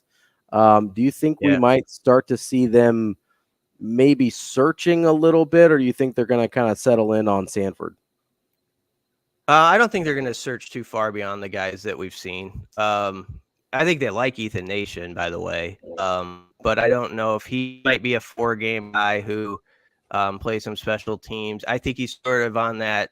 This is not a bad place to be as a first-year freshman, by the way, to be like on the fringe of like the 2 deep. That's a pretty good spot. That means you're tracking right. But I think that's where Ethan Nation is. The guy who could pop up is DeAndre Barnes, but I still think there's a little room to grow there. He's the backup rover now. He's kind of being what Sanford was when Sanford moved over to be Singleton. So he would be one to watch. But other than that, I think it's the guys you've got. And let's be honest, rotate 20-plus players on defense. So there's still a lot of guys, even with a couple out, that have played a lot of snaps. And so I think they're going into this game believing, hey, everybody's who's going to be out there Friday night, they've played a lot of football on this team, and they've played it at good levels at times. So let's just continue that. Let's go with confidence. And Sanford is a guy who he's a veteran. He's been around, and he knows his stuff. I think he's the type of player, if you're in a pickle like this, you kind of want to have on your side. Brian, I want to bring up one of the points that Matt Rhule said that I think stuck out to the entire state of Nebraska, and saying that you'll find out about this team on Friday. Yeah. What did you take from that in what he meant, and was it the right move to say that? You're kind of putting a lot of eggs in one basket. No, I gotcha. I like it myself, but yeah, it's a big you better hit over the bar, on this. But I think it was a challenge to his team. Now, I'm sure it sounded like that message was delivered first off right away in the locker room, because guys in the post game who came up following Rhule sort of were already aware. Whenever the question was asked, you tell it had already been brought up to them. So I just think it's like, hey, let this isn't acceptable. What was out there Saturday? Yeah, Michigan's a great football team, but it should never be at the University of Nebraska, I think, is the main point, where it's 14-0, 7 minutes into a game, and the entire stadium feels like, what am I doing here? And that's how it was on Saturday. We can't spin it any other way. Like you knew, and I knew, and they knew was the biggest problem, that after the Hurrdat pick and the touchdown that followed, okay, what's the score on this going to be? Can Nebraska avoid a shutout? You started to think by the middle second quarter. It's stuff like that where you got to immediately, I think, change your team's tune and be like, Friday, we got a game on Friday. And by the way, it's the biggest game. To me, the game has always been one of the biggest games on Nebraska's schedule. And I know we're so trained through our years of Husker football watching to think like, oh, it's the Michigan game or it's this game.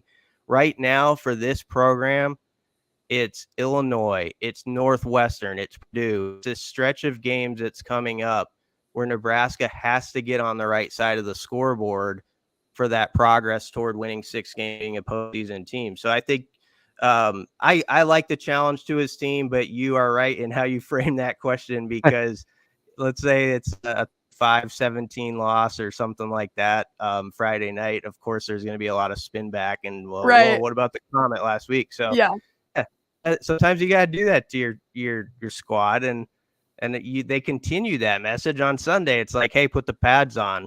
It's a full practical on. Let's go, sort of deal. So I think you saw that the tone like that was going to be throughout this week. We saw it like within 10 minutes after the game.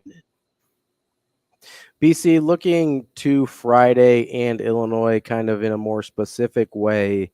That's obviously an Illinois team that has really struggled at times this year. Barely beat Toledo, really struggled against Kansas.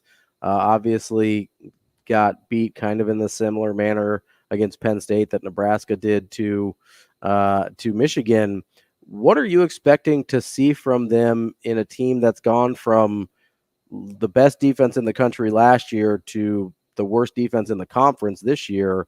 I guess, where is your head at as you try and figure out what Illinois is going to look like? They're searching much so. Their offensive coordinator's already taken his share of heat. If they don't have a ton of weapons themselves, Isaac Williams is a dangerous player, but their running back situation sort of like Nebraska. These teams could look in the mirror. Maybe it's the old Spider-Man meme or whatever. But, they don't have a lot of. I think Reggie Love, who is a name Nebraska fans know about, I think he's been dinged up. Altmaier is a dual threat QB, so you have to respect that a little bit. They're giving up 4 sacks a game, though. And so that's an area where Nebraska's got to get right. And Tony White was asked about it the other day. The Huskers had 14 sacks. I think the first 3 weeks were right up there in top 10 or something. And yes, it's sometimes style play you're dealing with on the other offensive side and getting the ball out quick, but Nebraska just hasn't put heat on QBs. And you heard Tony White say some of that's on him. Like, I got to be more aggressive. I got to trust these guys to get home in those situations. So that could be an interesting dynamic if they dial up a few more things there. They need to get heat on them. The turnover margin will be, of course, as it always is, but both teams are -6 like going in. They're both at the bottom of the barrel there. So it is very much a game of two teams who have had a similar, I think, first month. I don't know who inside their walls is actually feeling better about themselves than the other side. I don't know if anybody is, but this is a type of game where, you need to jump out and have a lead right away, have some confidence, have that first possession that looks good off the script, and put a little heat on a team that is doubting themselves on the other side too. BC, I'm glad you brought up Tony White and kind of some of his comments, because it sounded like he was saying yesterday that, as you mentioned, he needed to kind of do better. We had talked a lot about, guys playing to not lose or playing not to make a mistake versus to actually make a winning play. Did it kind of feel like to you the way that Tony White was maybe a little bit more conservative on some of his pressures, that he was almost falling in that same camp too? He sort of alluded to that, I thought, yesterday. It sounded like he kind of thought that. Yeah. And also, I think that's a coach. We don't actually see it actually, but I'd appreciate when coaches just say, if we're going to start with the critiques, start with me. That's always the best way to do it. And, they were getting a lot of love. There was a lot of sunshine in that group going into that game. I honestly thought that they were probably in a better position as a defense to test Michigan. Not like they're going to dominate them or anything like that, but I thought they would make Michigan sweat and really work for it. And obviously that didn't happen. So I was a little surprised by that. So you got to take your medicine. You got to make those guys believe, hey, you still are a really good defense. And you saw some of that going back to Rhule's comments again month, like, hey, you're a defensive football team. Take that, wear that badge, and own that, because you can be the group that leads us. We're going to trust you to team, play field position, and all that stuff. So, but yeah, White's comments were interesting, and I am curious what that means as far as pressures and who that involves and all that stuff. I think Prince Will is a young guy to watch this week. He's been coming on, and I think his role could be a little bit bigger at that jack spot. So if you're looking for freshman guys that give you a little hope and a little bounce, Prince Will would be one of them, perhaps. BC, real quick on that, is it too linear to say, hey, Cam Lenhart's been out for 2 games, they haven't got a sack in 2 games? Like, how much does that correlate with Tony White talking about how they need to get pressure with 4 guys? How much easier is that when Cam Lenhart's one of those 4 guys? Well, I think it's definitely easier. I mean, even though he's such a young player, we saw in that Colorado game what a problem he can be. And I know Colorado's O-line has struggled itself in pass pro at times. But, that sack out of Shedeur Sanders when it was just like grabbed him by the jersey. That was like a next level play. Guy who's 18 years old. So everybody has said since he got here, he's older than his years. He acts like it. He plays like it. And so he's hopefully for Nebraska, that guy who gives the offensive line and the offense one other thing to think about. And maybe that helps someone else get home too. Like maybe he causes a problem, and it's got to be teamwork. It's got to be 3 or 4 guys collapsing that thing.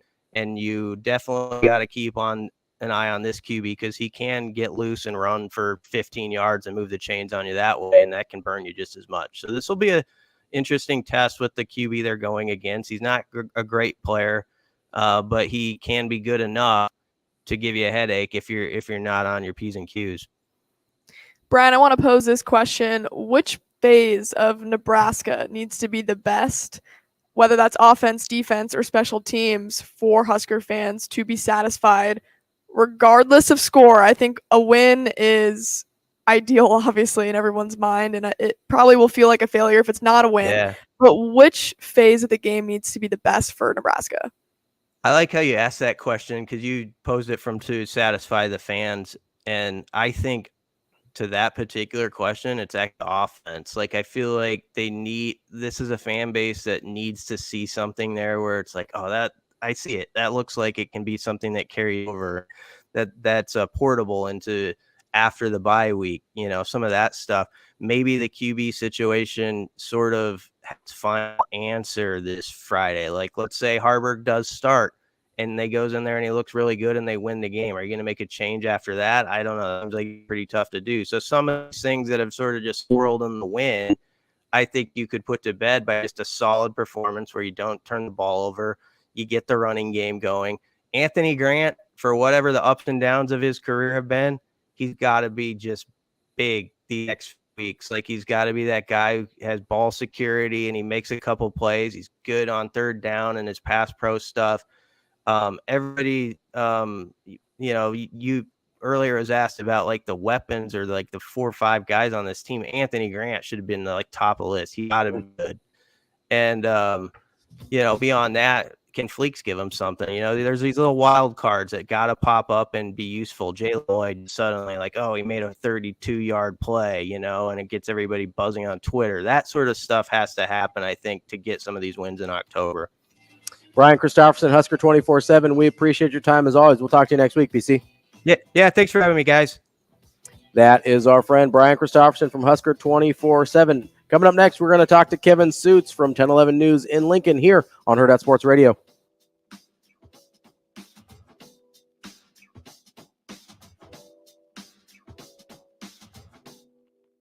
We will be back.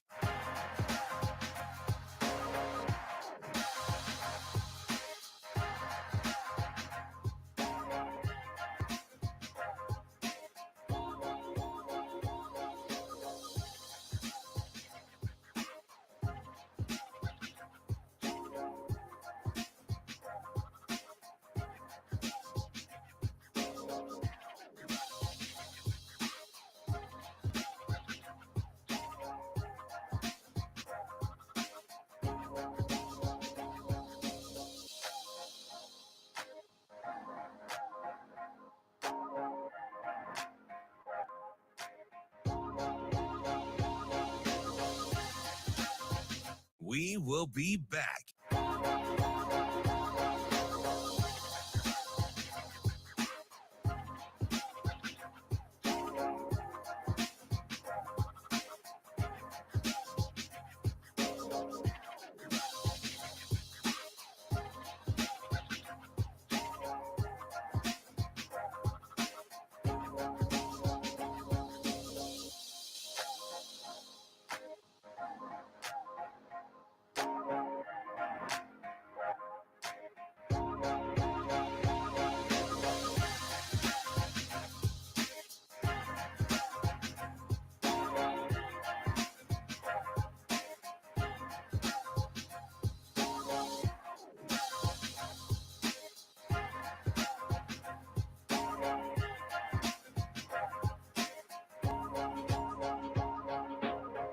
We will be back.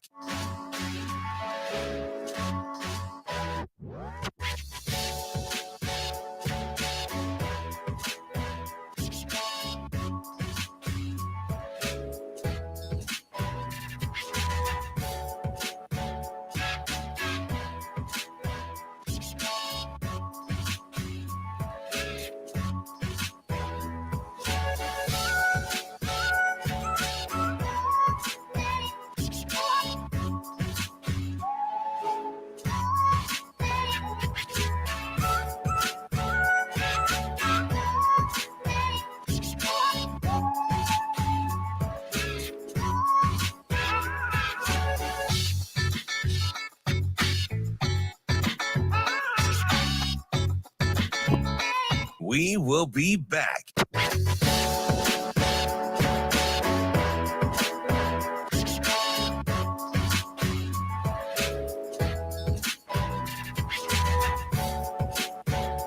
Nothing, we're going to play to win. We came out, but we know exactly who we are. We're going to run the ball. We're going to run a little bit of option. We're going to play action pass here and there. We're going to try to convert third downs.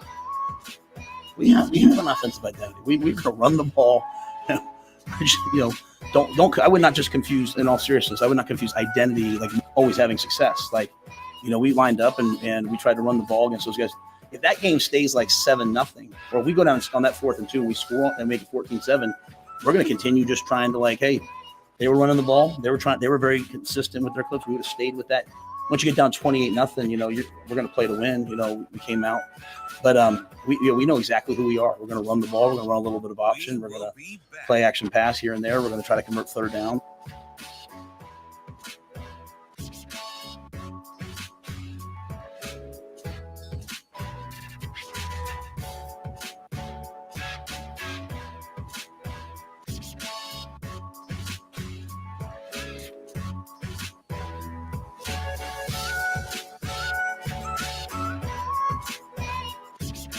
We will be back.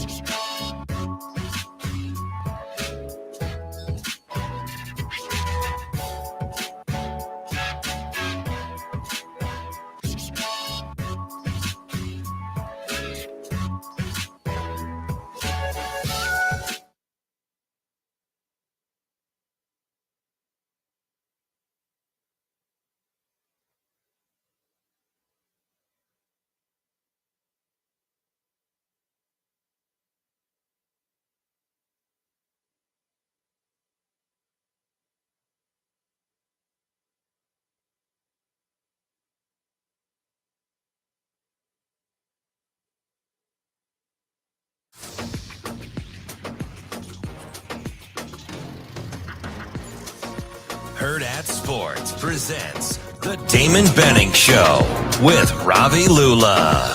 Oh, well, you get back at it. You don't have to, walk around doom and gloom. You don't have time to do that. So you got to, as soon as that game's over, head down and just start working for the next game. It's going to get on us quick, which I think that's a good thing. Our guys are ready and had 2 really good days of practice and competition. We're halfway through the show here on a Wednesday, which is halfway through your week on Hurrdat Sports Radio. I'm Ravi Lulla. That's Anna Bellinghausen. Joining us now on the Warhorse Sportsbook hotline is our friend Kevin Sjuts, 1011 News in Lincoln. Kevin, how are you today? I'm doing well. Good morning to you guys. Good morning. Hey, I want to start off a little outside of Nebraska, outside of Lincoln. Correct me if I'm wrong. You're a Heisman voter, correct? That is correct, yeah. Okay, so I'm not going to ask you to give away any tips. I know they get you in trouble here. But as you're kind of watching through almost the halfway point of the season, how are you kind of evaluating some of the top guys? Obviously, we had J.J. McCarthy, who maybe is a little under the radar for the Heisman this year. Obviously, you've got your repeat contender in Caleb Williams out at USC. Just how do you kind of weigh the best player versus most valuable to his team versus just maybe the best guy on the best team? Like, how do you process through that whole Heisman voting deal? One of the things I put a lot of value in is having a winning team, Mm-hmm. being a team that wins. And that's where, for me, evaluating the Heisman race is a little challenging right now because some teams are not playing the beefiest of schedules to this point of the season. Conference play will really ramp up here over the next couple of months. And I think that's where you truly get a gauge. And that's what's fascinating about some Heisman voting is, it goes down to the last week, if not 2 weeks, because there are critical games as teams contend to get into the playoffs. And so if you can lead your team to a win that ensures a spot in the playoffs, obviously, I feel that those individuals should definitely get, I don't want to say special treatment, but you should weigh that pretty heavily as you look at all the players across college football. Right now, stats are stats. Everybody has good stats, coming out of September. You have an idea who the upper crust is in college football. But it's really going to crystallize here, I think, as this month wears on. And then November, I think, is where you see some separation.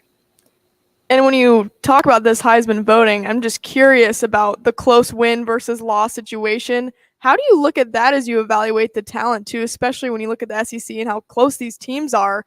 Do you look at the losses too and evaluate there? Anna, that's a great question. I say yes, you have to. Can you win in a big moment, though? Close win. Well, what was the nature of it? Like Sam Hartman, that was a Heisman moment of what he did against Duke this past Saturday. And he's a guy that's right now in consideration. And you might look back at the end of the year and say, you know what, that guy came through in the clutch with a ridiculous run, and it gave his team the win. Now, you also have to evaluate what's the schedule look like, because some teams might have a Heisman contender, but they might not play a tough schedule, and they might not have a big high-stakes game. So sometimes they get dinged for a situation like that. But I think you certainly have to take a pretty critical eye towards those close games and the blowouts. Who are they against, and what are you doing against the best competition? Kevin, I want to move on to Nebraska here as there's a game in just a couple days. Feels like it really, it's only a day earlier, but feels like it really creeps up on you a little bit with that Friday game. There's been a lot said between Coach Rhule, Coach Satterfield, and Coach White over the last couple days. Has there been anything from the coaches that has really stood out to you? Because I think they've kind of dropped some nuggets that I think are interesting. They've dropped some nuggets, but beyond the context of what they've said the last couple of days, guys, the manner in which they've spoken, that has struck me, because they're not playing nice anymore. I get the sense. Like, there's some urgency there. I know Matt Rhule is all about patience and long-term and building the foundation to hold for a long period of time. But I get the sense that, man, that loss to Michigan, it is not sitting well, first with the coaching staff, and then secondly, these players seemed a little bit more irritable than we've seen them over the past couple of weeks. I don't know if that goes because of the nature of Sunday's practice and that's setting the tone for this week or not, but I just think that all of a sudden they seem feisty, they seem edgy, and even more so than we saw prior to the Colorado game or even before the season opener. I just get a different tone out of this team, and it's interesting because I thought, Matt Rhule, slow build. It's going to be kind of go through the motions of the season, see what happens. But all of a sudden, I think it's kind of flipped over the past 72 hours. Kevin, do you think Nebraska needed that? I think so. Especially given the situation that they have with some of the injuries, like they're down to, they're out 2 running backs. Isaiah Garcia Castaneda being out at wide receiver. It's thrusting some of the younger guys to play. So not only be on the field for some of the reserves, but now we got to perform. And the coaches are really wanting to see some progress here. Don't know what it will translate to on Friday night against this Illinois team. But overall, I think maybe from an optics standpoint, this might have been good for the fans to hear, some feet being held to the fire. And for Matt Rhule, first and foremost, to say, listen, I'm not okay with this, and I want to get it right now. We're talking with Kevin Sjuts, the sports director at 1011 News in Lincoln. As you kind of look to, are you going out to Champaign on Friday? I will not, unfortunately. This is the first time Nebraska and Illinois have played as members of the conference that I've not made that trip. Obviously, me among all the media corps, this is my favorite trip. I grew up about 30 minutes from Memorial Stadium in Champaign, so I know all the right places to eat and visit when I'm there. But this week, I'm gonna stay home and be a dad on Saturday and enjoy some college football too. Okay, so I have to ask: when you were living around the area, did Fat Sandwich exist at that point? No, Fat Sandwich. Yeah, are you not aware of Fat Sandwich? No. It's exactly what it sounds like. It's a sandwich place in Champaign where you can put just about anything you can imagine on a sandwich. You can put like mozzarella sticks, jalapeno poppers, like some chicken tendies on there. Like anything you can think of, they have, and you can put on a sandwich. It's a remarkable achievement of mankind. This smells delish. It sounds very healthy or not. Wow, that's amazing. I'm not aware of that. I will say every time I go back, like the campus and the whole area continues to evolve, the development there. And if anybody's listening that's going, spend some time in Campus Town. It's its own town outside of Champaign-Urbana, and there is so much activity, especially with it being a Friday game, the student life and activities around the area. I presume it's going to be pretty electric. I don't know if Memorial Stadium will be, but I think Friday afternoon or evening on a campus like Champaign, it could be pretty fun. It certainly can. I have to say, I've only had Fat Sandwich when I was in my early 20s and had a decent amount to drink. So I think it's really good. At least I did at the time. But just keep that in mind if you try it and you're like, what is this guy talking about? Well, I've always said that the go-tos are like their version of Misty's is the ribeye. They have wonderful pizza in Champaign. Monocle's is a personal favorite. Oh, I've been to Monocle's. I like Monocle's. Yeah. Jarling's Custard Cup. It's about a stone throw from Memorial Stadium. It's ice cream. One of its co-owners is Tom Hanks. He's even invested in it. It's a wonderful place for a sweet treat on a game day. Kevin, real quick before we let you go, how is the high school football scene looking in Lincoln this weekend? Southwest plays a Thursday game, homecoming. They've got South Sioux City, I think, a chance for them to win. And shout out for Lincoln Northwest. They're still seeking the program's first ever win.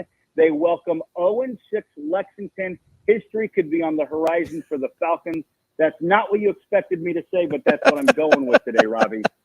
Kevin, hey, I love it. Let's make some history, Lincoln Northwest. Let's see what happens.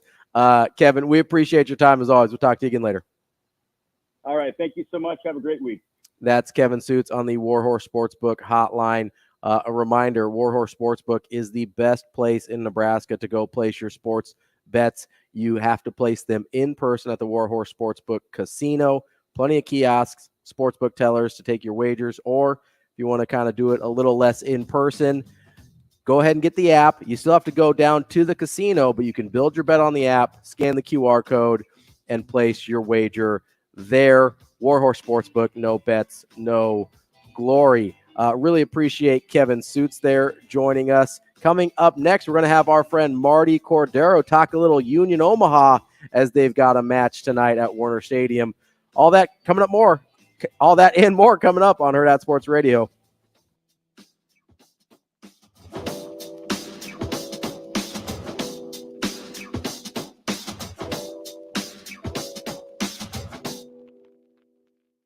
We will be back.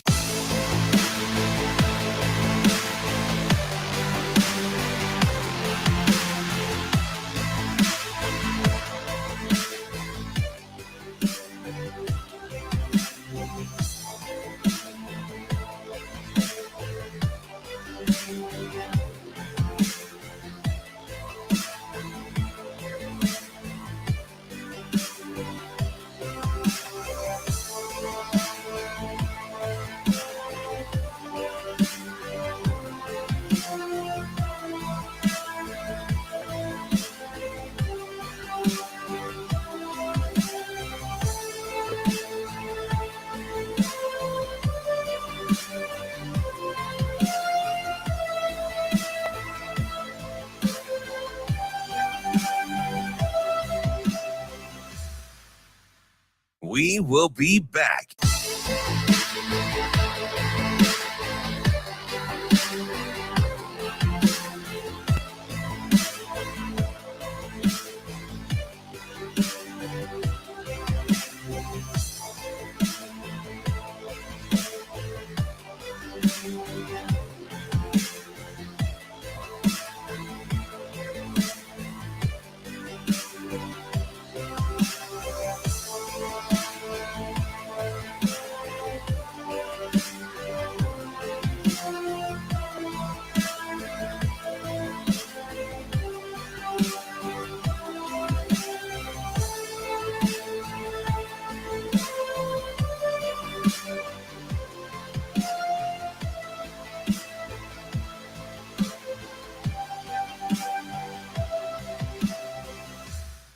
We will be back.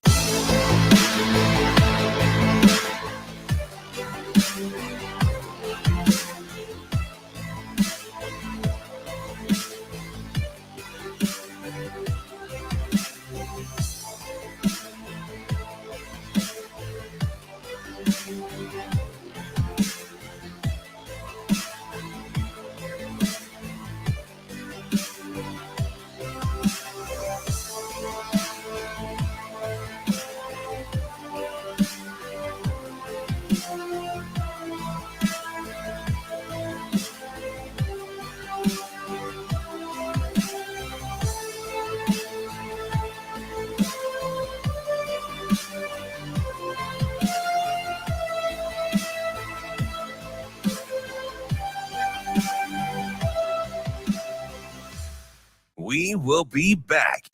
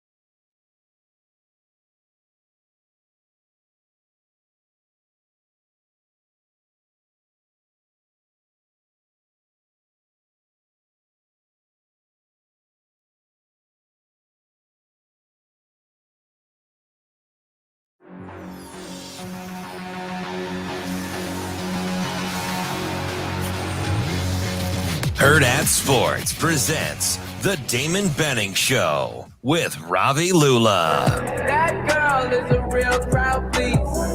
Small world, all of Welcome back as we wrap up hour number 2 here on Hurrdat Sports Radio. I'm Ravi Lulla. That's Anna Bellinghausen. We are joined now by our dear friend Martie Cordaro. You know him from the Omaha Storm Chasers, from Union Omaha. Martie, how are you this morning? Ravi, good morning. How you doing? Oh, we're doing terrific. Excited. Both of us will be out at Werner Park tonight, so we're getting jazzed up and ready to go, man. Yeah, it sounds great. Hello, Anna. How are you? Good, Marty. Excited to come out and see a Union Omaha match finally this season. Well, it's been quite the run for the club. 11-game unbeaten streak. Obviously, our 10-game win streak ended last week when we tied at North Carolina, but the team is right there. Destiny is in our hands. We win the final 3. We'll hold the top seed again for the second time in 4 years, and Dominic Casciato really has this team playing well. And tonight, our final home regular season match, 6:30 kick, and it's going to be a great night. The sun's out. The rain came in a day early, and tonight's going to be a fantastic night at Werner Park.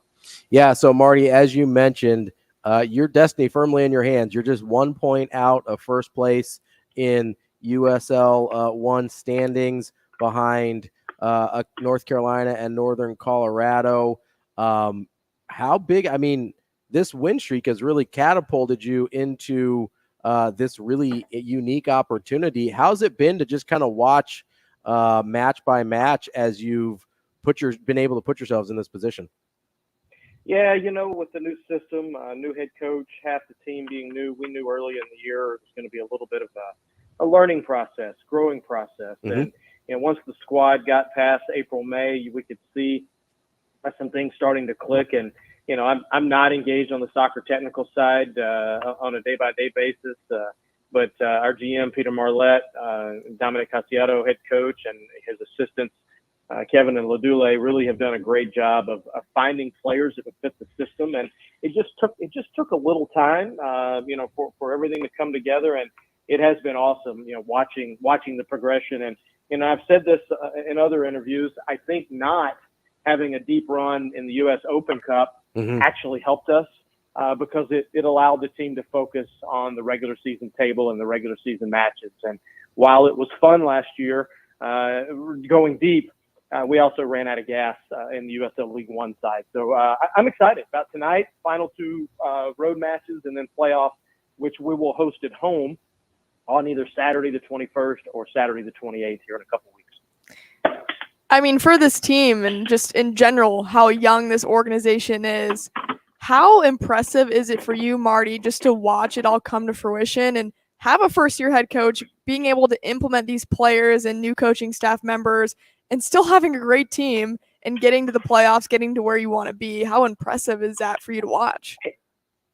And it's impressive. I don't want to dismiss the question, but, Gary Green, our ownership, and myself as club president, our expectation is for us to execute on and off the field. So whether it's selling tickets, whether it's on either sport, baseball or soccer, and in this case, soccer, or whether it's winning on the field, we give, our coaching staff and our soccer technical the tools to be the top squad in League One each year. Not going to happen every year, but it's our expectation. It's our expectation to be at the top and compete for a championship each year. It's unrealistic to think we're going to win every year, but to compete, yes. And, it's no different from what we do on the baseball side. Martie, as we kind of wrap up, as you mentioned, the final regular season home game tonight at Warner Park, I guess just overall, how has this season gone for you with Union Omaha in terms of fan engagement and attendance? Anna and I were talking a little bit earlier about how the Union Omaha fans are kind of a different breed. How has that gone from your side of things? It continues to grow. This year started slowly, quite honestly. We had our first two matches at UNO, and generally when we play off pitch from away from Warner Park, the attendance is different. It's not as high. It's a different atmosphere. And no, Warner Park is not a soccer specific facility, but it is our home facility, and our team is built for the size pitch that we have. It's built for the turf. It's built for what we do at Warner Park. Just like, when we are able to in the future have a soccer specific facility, our team will be built a little different at that time. So it started slow off the field, but as the season has gone on, we've had some great walk-up crowds. We've had crowds in the 4,000s, and, we're anticipating not only a good crowd tonight with the sun being out, but also come October, we're really excited to have the fans come out to Warner Park and support this Owl squad. So I think I need to pose the biggest question of the show so far. It's the return of the Hoot Juice for Fan Appreciation Night, one of the greatest drinks over at Warner Park. Where was the inspiration for this? I wish I could take some credit for Hoot Juice, but we challenge our food and beverage partner, Oakview Group. And a couple of years ago, Ryan Slane, who was our long-term general manager, who moved on to other things with Oakview Group, but they came up with this Volt color adult juice pouch that hangs around your neck, and we have been bombarded with where the heck is Hoot Juice this year. So Hoot Juice is back tonight on the same night that we will do our first ever premium giveaway. So the first 1,000 fans, courtesy of Nebraska State Soccer Association, will get a Rashid Nuhu bobblehead. So if you want a Rashid Nuhu bobblehead, first 1,000 fans, gates open at 5:30 tonight. But yeah, I think once the bobbleheads are given away and once people set in for kickoff, Hoot Juice, I think, will be the beverage of choice tonight. Anna, great question. Well, I think it's going to be the beverage of choice for me, for sure. I'm going recreationally, not for work. So I can't have any, unfortunately, tonight. I was going to say, Anna's working. I'm just there for the vibes. I'm going to get me some Hoot Juice. Martie, I want to shift focus a little bit here for a second. I know the Storm Chasers recently wrapped up their season and were done with their homestand a little bit ago. But just curious how the Storm Chasers did this year in terms of how you've continued to try and grow that brand as well. Yeah, this was our first growth year since COVID. 21, we were just trying to get back to playing. And it was a weird year because we started late. We had restrictions, mask restrictions, capacity restrictions that were sent down from New York, things that we really were handcuffed pretty much most of that season. Mm-hmm. Last year was a year to get back to normal, and this year we grew. Our group sales came back. We set an all-time high sponsorship record. Season tickets sold were in the top 3 since we've been at Warner Park, and we saw in-park attendance growth that we haven't had really since 2018. So a lot of positives, and you say all that in spite of the challenges that we had on the field. It was a really tough year for the Royals in Kansas City, which translates to a lot of transactions and not a lot of stability with the roster. So Mike Jerschele did what he could this year. The team, I tell you, I really applaud them. They were competitive down the stretch, even being shorthanded on some nights simply because of the continued roster moves. But we're optimistic. If you look at the Royals at the end of the year, they won 10 out of 11 at one point. They ended up finishing the year winning 12 of 16. And we're optimistic that that's the squad that's going to be competitive next year, which will hopefully allow for some stability here in Omaha. But it's been a great partnership with the Royals, 5 seasons since 1969, and we're looking forward to season 56 that will kick off in unusual fashion when we first play regular season baseball in March for the first time ever. So that should be very interesting next year. Martie, Anna was telling me about this photo of you at Rosenblatt Stadium as the stadium was closing. I didn't realize that you had been involved with the team so long. I thought you were too young for that. Well, maybe I hide that with my boyish looks, but no, I've been here 17 years. First 4 years of my stay, our family stay here, was the last 4 years of Rosenblatt. So I was very fortunate to be a part of that. Not only shutting it down, but being able to help create the future or guide the path forward for Warner Park. And, it was a great time of trying to figure out where the franchise was going to go, and then negotiating with Sarpy County amongst other municipalities, ultimately locating, where we are at Highway 370 and 120th Street. So, we're fortunate to have landed where we are, but that photo she's talking about was taken by our good friend Brad Williams, who takes so many great Omaha skyline shots and sports shots, and he just happened to catch me, yes, on the bricks at the entryway at Rosenblatt, and that was the culmination of a lot because we knew what was happening. The facility was being built at Warner Park, but it was incumbent upon us, since we were the last baseball played there, and because we were the first baseball played there. Rosenblatt was built for professional baseball, not for the College World Series. So we felt it very important in 2010 to make sure we closed down Rosenblatt the right way from a baseball perspective. And, our partnership with the City of Omaha, specifically Jesse Cuevas and his grounds crew, and Susan Buskell and our operations staff, are very important. And, we ended up digging up home plate, sending it to Cooperstown, and some other artifacts, from that last game. And at that time, it was the only items from a minor league stadium that were in Cooperstown, and they remain there. So, yeah, that was a pretty special year, and that photo was indicative of that year as well. Well, Martie, we appreciate all that you do, not just for us, but for professional sports here in Omaha and in the metro area. Are there any tickets remaining for tonight? Can people get out there if they want to still? Yeah, go to unionomaha.com. That's unionomaha.com. You can purchase there, and then the ticket office is open this morning about 10 a.m., and that's 402-738-5100 for the Warner Park ticket office. Come join us, though. Parking lot opens about 3:30 today. They'll be tailgating with Omaha Parliament, and gates open at 5:30. Ravi, see you tonight. Anna, see you tonight at the park as well. Martie, you're the man. We appreciate it. We'll talk to you soon. Take care. Bye-bye. We will be back.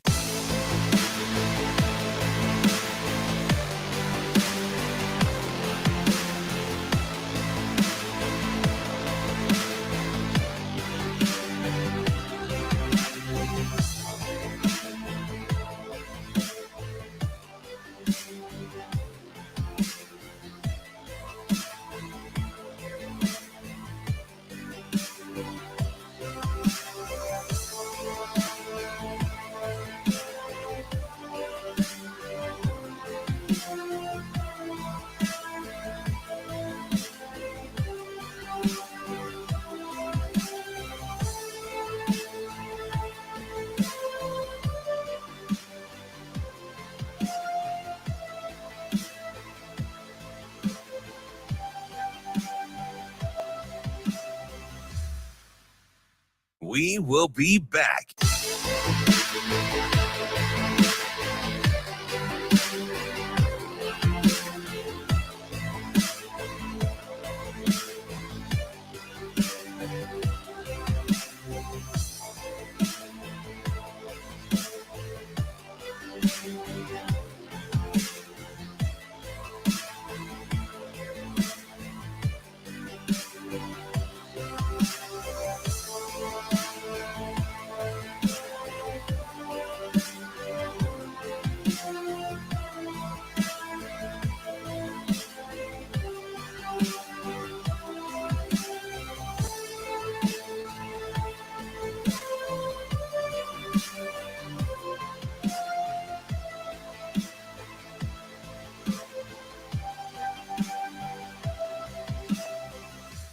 We will be back.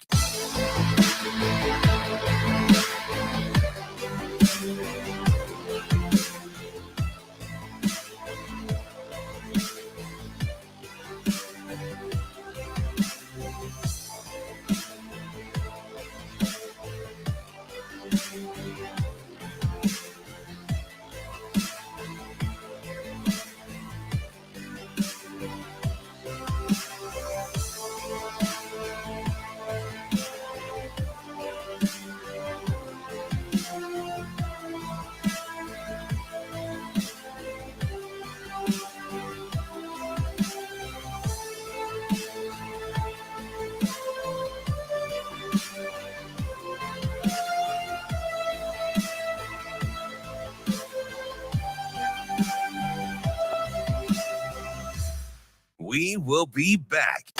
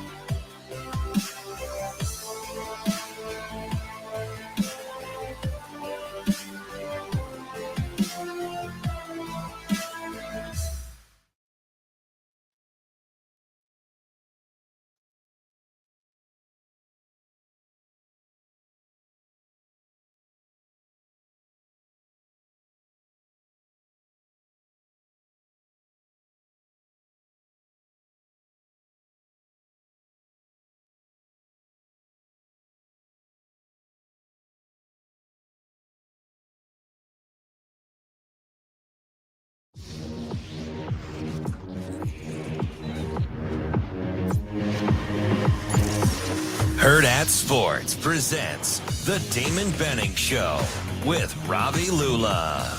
Yeah, it speeds everything up. You know what I mean? You don't get the luxury of really taking that extra day to put that last game to bed and then say, okay, have the day to go and look. You merge the 2 days. You know, I'm putting it away right from the get go and then turning the next game.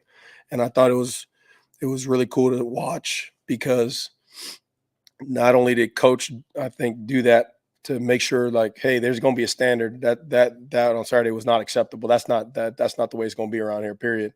But also in the sense of like going out there and doing those things, like brought us back to making sure we take care of what we need to take care of. Because that's it, right? I mean, that offense, defense, special teams, we got to do what we do. We got to play to our standards.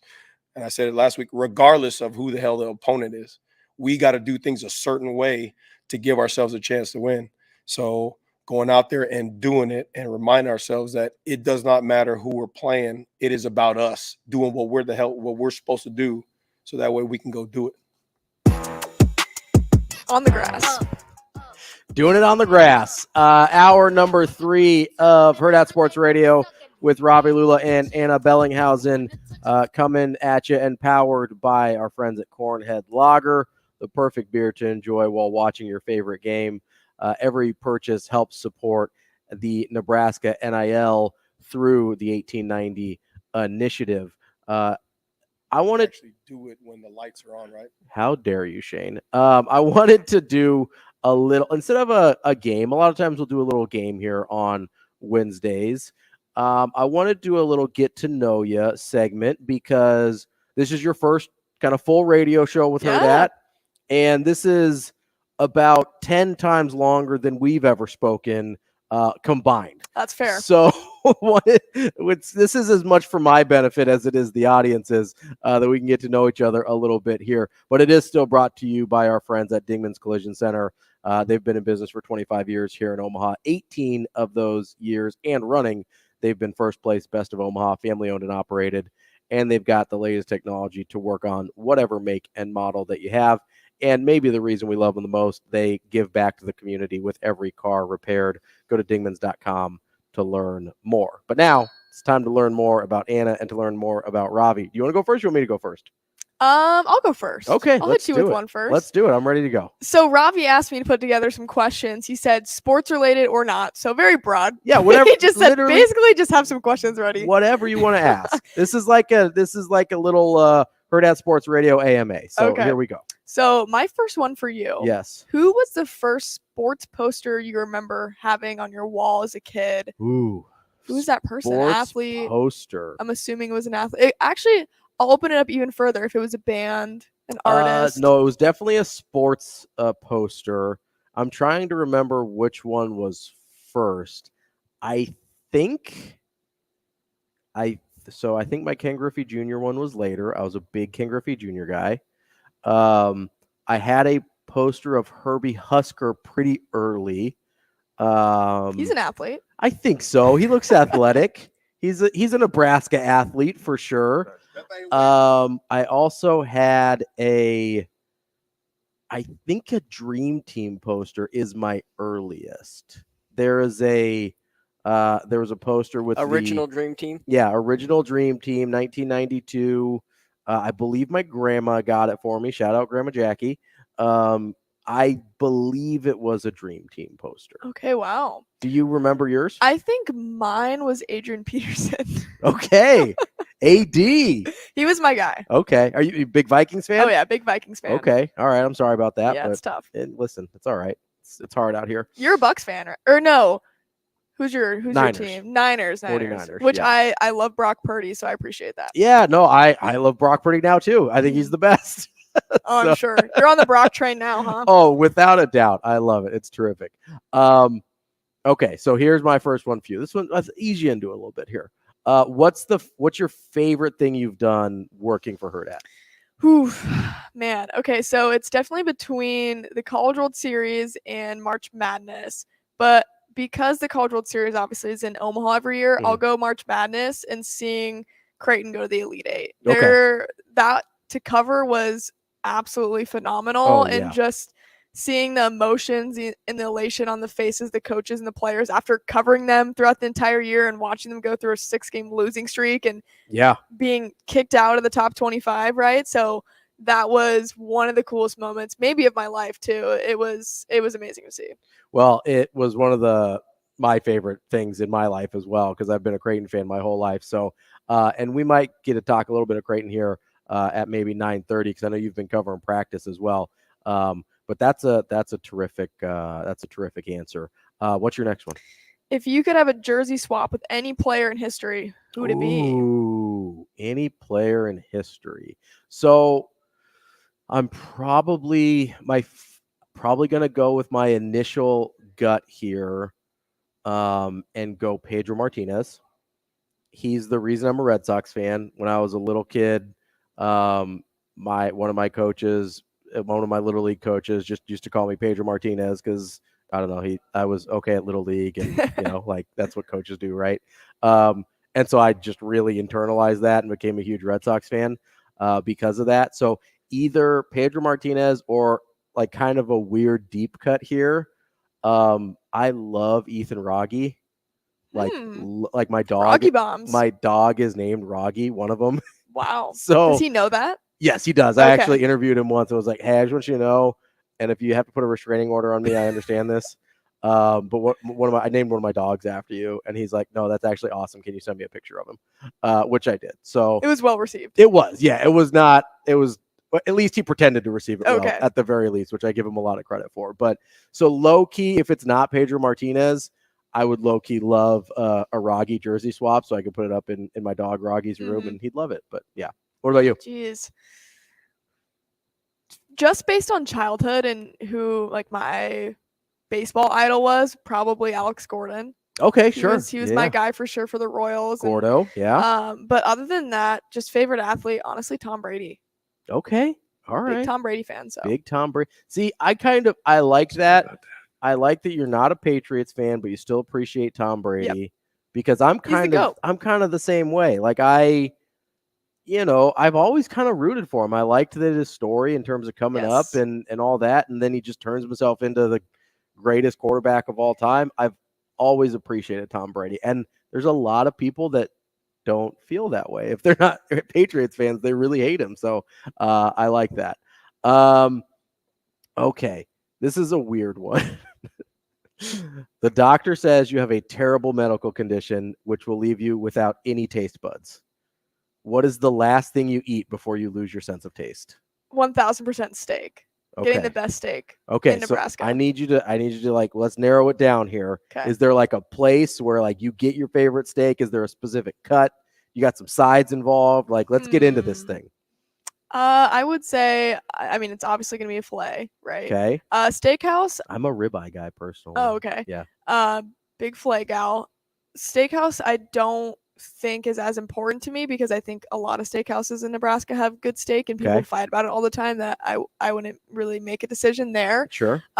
Definitely mashed potatoes, maybe some like asparagus on the side too. Right. Like some grilled asparagus? Yep, some grilled asparagus for sure. How are we cooking this thing? Medium rare. Okay, good medium call. Rare. Good call. For sure. If you'd gone anything over medium, I might have left. That would have been weird, yeah, for sure. I might have left. Could have been awkward here. That's what my mom would have said. She'd been like, well done. No, thanks, Mom.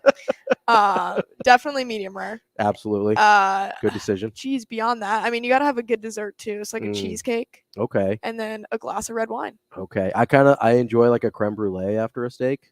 Ooh. It's I'm a little fancy. I like that too. Terrific. That's a good choice. Good choice overall there. What's your next one? My next one is, what's the best game you've attended and or watched on television? Ooh, okay. You can answer those separate. Yeah, let's do both. So best and favorite are going to be different. I think the best game I've ever watched on TV, this is a really weird one. I think it was Boise State and Oklahoma in the Fiesta Bowl. Adrian Peterson was in college. I want to say 2007 in that big upset that Boise State had over Oklahoma. I watched that thing from start to finish. I think if I remember right, Boise State gets out to a big lead. Oklahoma comes back, takes the lead. Then you've got the hook and ladder and all the trick plays to get Boise State. That is just one of my favorite games I've ever watched. And I just absolutely love it. No tie to either team. Yeah, I mean, obviously I wanted Boise State to win because I was like, it's fun for the underdog, and Boise State wasn't really like Boise State yet. They were kind of on the front end of that build. And it was just a really cool experience to sit there and watch this really iconic game play out without having, like, sometimes it's fun not to have the emotional attachment to a game because it's less stressful. Right. Like, I love Creighton basketball, but I almost enjoy watching the other days of March Madness more because I'm so stressed out when I'm like the whole day for Creighton basketball. Right. So when I just get to like sit back and like wait for buzzer beaters and stuff like that, I almost enjoy the experience more. So that's probably like my best game. My favorite game that I've ever watched in person. So there's two. Both are going to be Creighton here. Doug McDermott's senior night game was an incredible experience to watch happen. Needed 39 points to get to 3,000. Goes out and scores 45. And the funniest thing is like everybody just assumed he was going to do it. It's like, yeah, he's going to drop a 40 burger. No big deal. It's like, that doesn't happen. Who does that anymore? Yeah, like that's not a real thing. And everyone's just like, yeah, he's going to get it tonight. And then he did. Everybody. That's maybe the most remarkable part of the whole thing. So that was incredible. I was sitting right behind the Providence bench for that one. So that was a great experience. And then low key, when Creighton clinched the Big East Conference regular season title against Seton Hall, that stretch of play in the last about third of the season for Creighton, I think, is the best basketball I've ever seen them play. With Denzel Mahoney and DJ and Mitch Ballack and Tyshawn and Marcus Zagorowski and Christian Bishop. Like down the stretch of that season, they destroyed people. And they went on a run against a really good Seton Hall team with multiple pros and just dismantled them down the stretch. And I was like euphoric. Like, Did you rush the court? I didn't, because I was sitting basically courtside, so I was like, nah, you're already on the court. I'm pretty close already. And so that's like one of my happiest sports watching moments, was just watching this thing that never even really seemed possible. Like Creighton winning a Big East title just didn't even sound like a real thing for so long. And then to watch them do it in person was pretty spectacular. Oh, yeah. What about you? I still get chills, first of all, with that game, too. Just like watching whenever they play it, I'm like, whoa. I got chills throughout my body. I still Thank you, have Shane. it. Yeah, I'll be honest, I probably watch it once a year, maybe once every 6 months, at least the second half, because that stretch where they pull away from Seton Hall is unbelievable. Plus, you got like DJ dunking on Mamukelashvili, give him the "you're too small." I love that game. All right, for me, first watching, not in person, 2014 AL wildcard game, back in the days when it was just one game. Was that against the A's? So it was Royals A's. Yeah, okay. Absolutely electric. Is that the Kauffman John Lester Stadium. game? I think John Lester was starting for the A's in that. I'm gonna have to pull up the box score, man. No, I don't know. No, you're okay. Go ahead. I was just I think I was in probably my freshman year of high school at that point. Yeah. And staying up all night watching it, and it was absolutely amazing. I mean, as a Royals fan, going through all those years of not having any success in the playoffs. Yeah, not even getting to the playoffs, right? Like not even being competitive for the most not part. even getting there. And then seeing those guys like Eric Hosmer, Mike Moustakas go through Omaha and then get to Kansas City made it more special because 100%. You felt like you really did have a connection with those players. I mean, Lorenzo Cain, Salvador Perez, all of those guys. Alex Gordon, those core group of guys that were built through the minors, honestly, and made their way up together. It was super special. Well, and some of those guys like Lorenzo Cain came over in the Greinke trade with Milwaukee in the first place, which was, I know, kind of in the moment, you kind of have these mixed feelings. You're like, this is one of the better players they've had in a long time, but there's nobody else around him. And to see that actually pay off too, like the whole thing was very satisfying, even as a non-Royals fan. Right. Just seeing it come together was amazing because it's also just the beauty of small market baseball too. And just a team like Kansas City, doesn't matter the size of the market, that they can win a World Series in 2015, of course. But that was just like, okay, it's possible. Yeah. And childhood dream come true, honestly. For sure, 2014 and 15. Just seeing that success was awesome. And then we don't want to talk about anything that happened after that. The years after. Okay, best game I saw in person was Kansas Duke here in Omaha, Elite Eight. That was awesome. 85-81 overtime, Kansas won. Okay, yeah. That's terrific. Electric in Omaha. Yeah, absolutely. That's a great one to see in person. I'm much more of a homer, but that's an all timer. Yeah, I don't have ties to either of those teams either, but you just have to appreciate. Oh yeah, when you're seeing at the highest level, and that's what I mean. I'm at heart a basketball nerd over like everything else. Like I love football. I grew up in Nebraska, obviously, so I love college football as much as anything. But like I'm such a basketball nerd. Like just seeing it played at a super high level like that is incredible to me. Like I love that. So that's a terrific. And the fact that it was just in Omaha, and they hosted the Elite Eight, pretty sweet. Like you get to see a team go to the Final Four. Like that's incredible. All right, what is your favorite guilty pleasure movie or TV show? Geez, I'm trying to think of this one. Probably Love Island. Okay. It has zero substance, Okay. but it is so entertaining to watch. Is that the UK one? Yeah, the UK one. You have to watch the UK. Yeah. Okay. The All right. US one isn't it? But Love Island UK. I mean, if you're just looking for some drama in your life that you don't have to deal with, Totally watch fair. that show. I do have a soft spot in my heart for like trashy dating television. And if you add in British accents, like I'm in. Oh yeah. I just love watching TV with British accents. I don't know why. So I feel you there. I do have a little like Love is Blind soft spot in my heart. Although first season was better than the rest of them, but whatever. Mine is this is a really bad one. I have low key seen every episode of One Tree Hill. Really? Yeah. I haven't. I don't know why. It's not good. Like I think what it was is I was so like sports obsessed when I was a kid that any show that had anything to do with sports, no matter what was else was happening. It's a basketball player. I'm gonna watch it. Yeah, like that's what you're exactly. thinking. Yeah, like I was a dumb kid, and so I was like, it's a basketball show. I was like, no, it's not. It's not. It's a soap opera. 100%.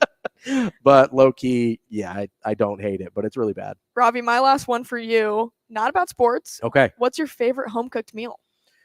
Ooh, so this is tricky because my mom doesn't really cook. She does some, like she has her things that she makes. She makes really good chili, makes incredible Rice Krispie treats. But my dad did most of the cooking when I was growing up, and he's from India.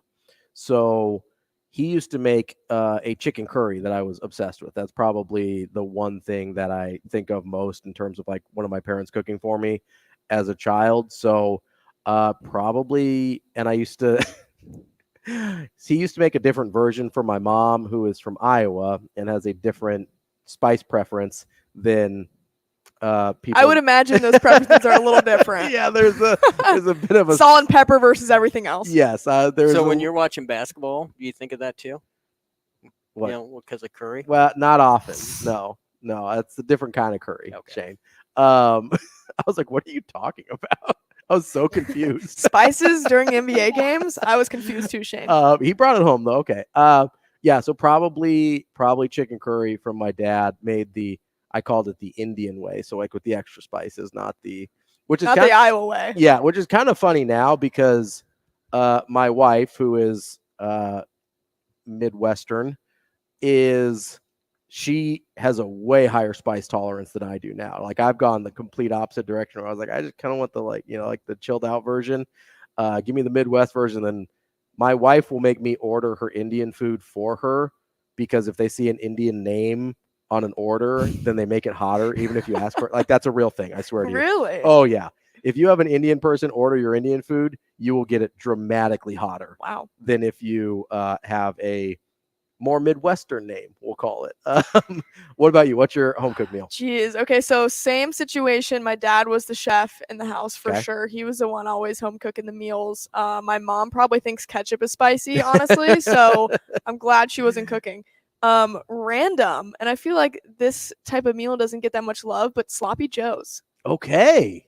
All I right. feel like that doesn't get talked about that much, but my dad makes a mean sloppy joe. Like a good Slept on food for sure. A good sloppy joe is really good. I probably wouldn't have thought of that, but okay, I like Yeah, it. it was random for sure, but I'm like, I kind of miss a good sloppy joe here and there. Yeah, you don't see a lot of sloppy joes outside of like elementary school these Right. days. So that's a good one. It's not like a thing you can order at a restaurant. So there Is it? are a couple places. I can't remember where they were. We randomly had a caller about this at one point, talking about places you can get sloppy Oh, joes wow. in Omaha. So if that caller, whose name I can't remember because it was months ago, is listening, please call and tell Anna where she can get sloppy joes in Please Omaha. let me know. Speaking of callers, we've got Michael on the line. He wants to talk about Union Omaha on the Warhorse Sportsbook Hotline. Michael, what do you have for us? A few things about Union Omaha. Huge game tonight against Charlotte for Mhm. Union Omaha. If they win, they'll get to go and to be in first place in USL League One. That's right. Yeah, Martie was telling about how they control their destiny in terms of winning the league here. So that's exciting stuff there. Yep, like tonight at 6:30 p.m. at Warner Park is when they play at kickoff. It's also a bobblehead giveaway too. Yeah, lots of exciting stuff going on. The Hoot Juice is back at the bobbleheads. They're really stepping their game up, it feels like. I'm excited to go out there. Yep. What if I told you I was the one that came up with the name Hoot the Owl, which is the mascot for Union Omaha? No way. I would say you're a legend. I was the one that came up with that name a couple years ago, even before Hoot even existed. I thought, if we had an owl mascot for some time, name him Hoot, and ended up being like a popular name choice via a poll. And then last season, Hoot made his debut. And the rest is history. Michael, we appreciate the call. Another good reminder to get out to Union Omaha tonight. Get out to Warner Park. Get some Hoot Juice. Go see Hoot the Owl, who Michael. We'll have to verify with Martie here. We'll have to see. I believe him. I do too. I just I like to fact check here.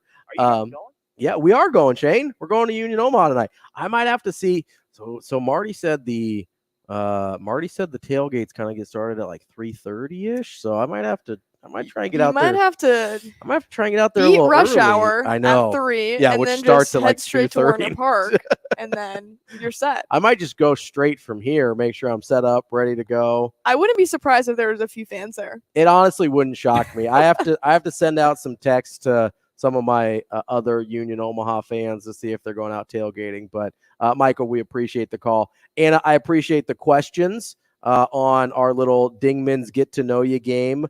I feel much more enlightened about my co-host today, so appreciate that.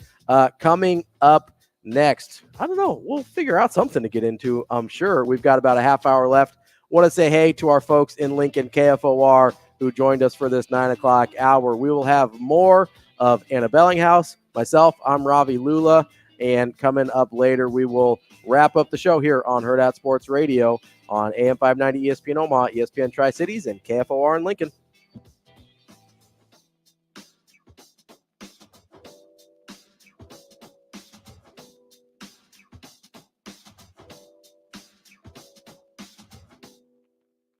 We will be back.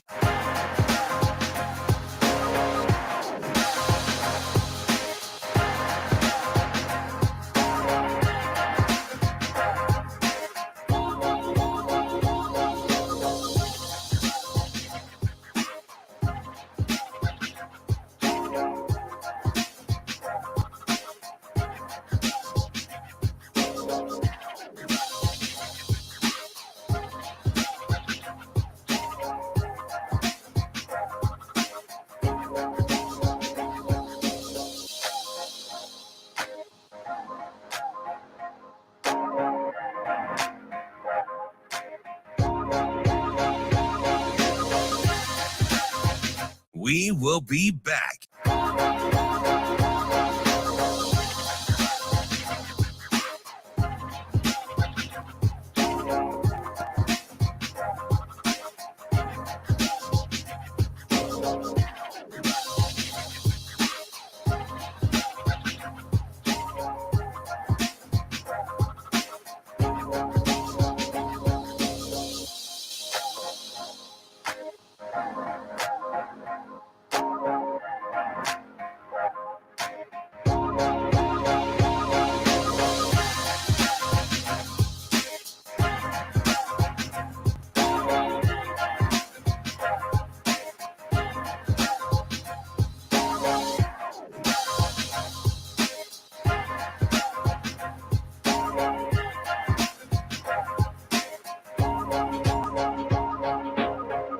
We will be back.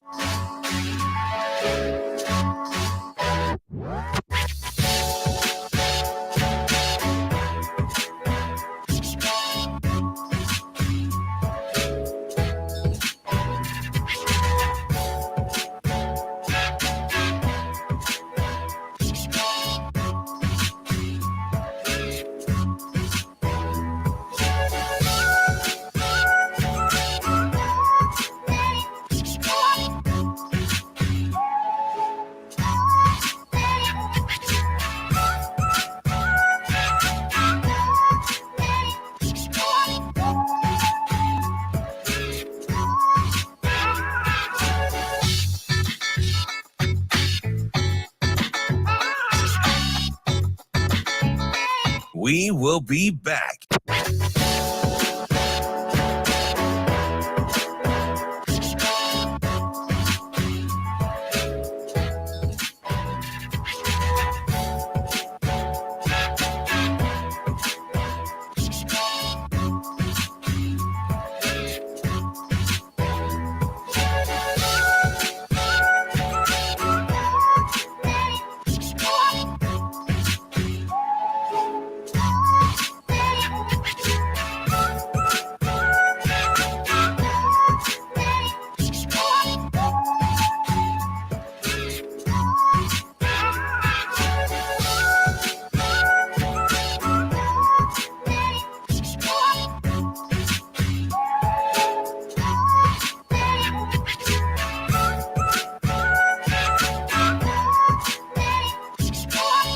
We will be back.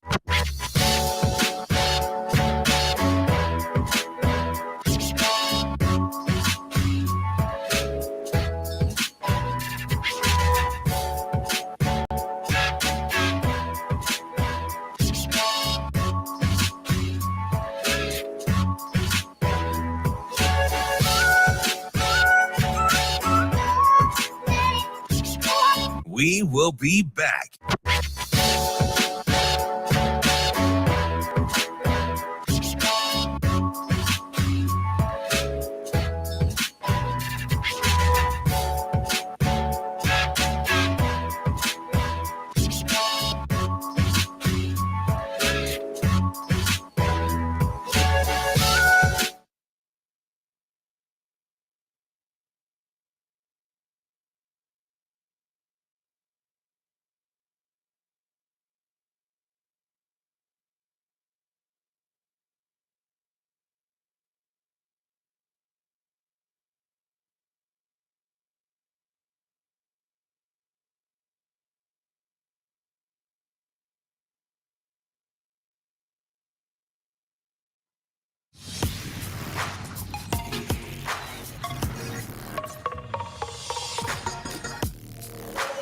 Hurrdat Sports presents the Damon Benning Show with Ravi Lulla.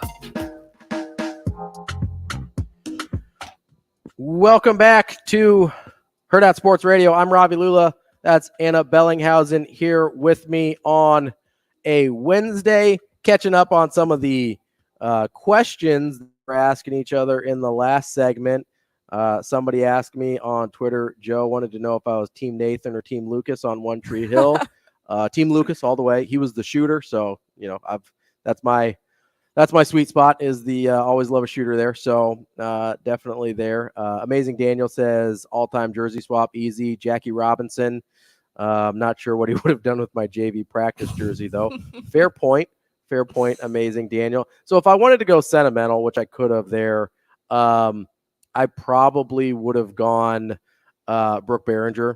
He was so I met him at a diabetes camp when I was a kid, the summer between his junior and senior year.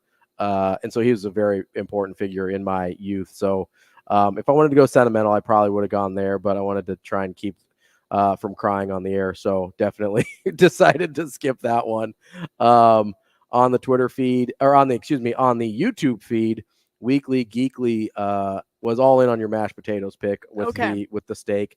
I'm more of a I like au gratin potatoes, like the real thin sliced cheesy potatoes. I'm picking mashed. If you're telling me I need to eat a potato, I would probably prefer mashed every time. So is mashed your favorite type of potato? Like full, like everything's on the table. Oh yeah. Over French fries? Whoa. Okay, over French fries. That's tough. See, what about like tater tots?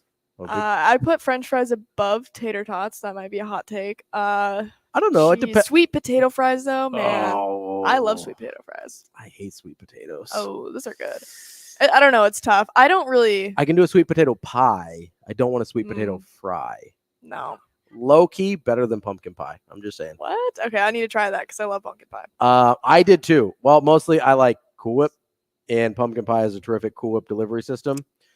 Sweet potato pie is a slightly better Cool Whip delivery system than a pumpkin pie. Well, maybe I've been missing out. It's a little naturally sweeter than pumpkin is, but it's a very similar like texture and everything. I'll have to My wife You've is changed my life, I think. My wife is a professional pastry chef, and she makes one every year. I'll see if I can maybe get one into the office. Please do. To see what. And I'll give you a sweatshirt.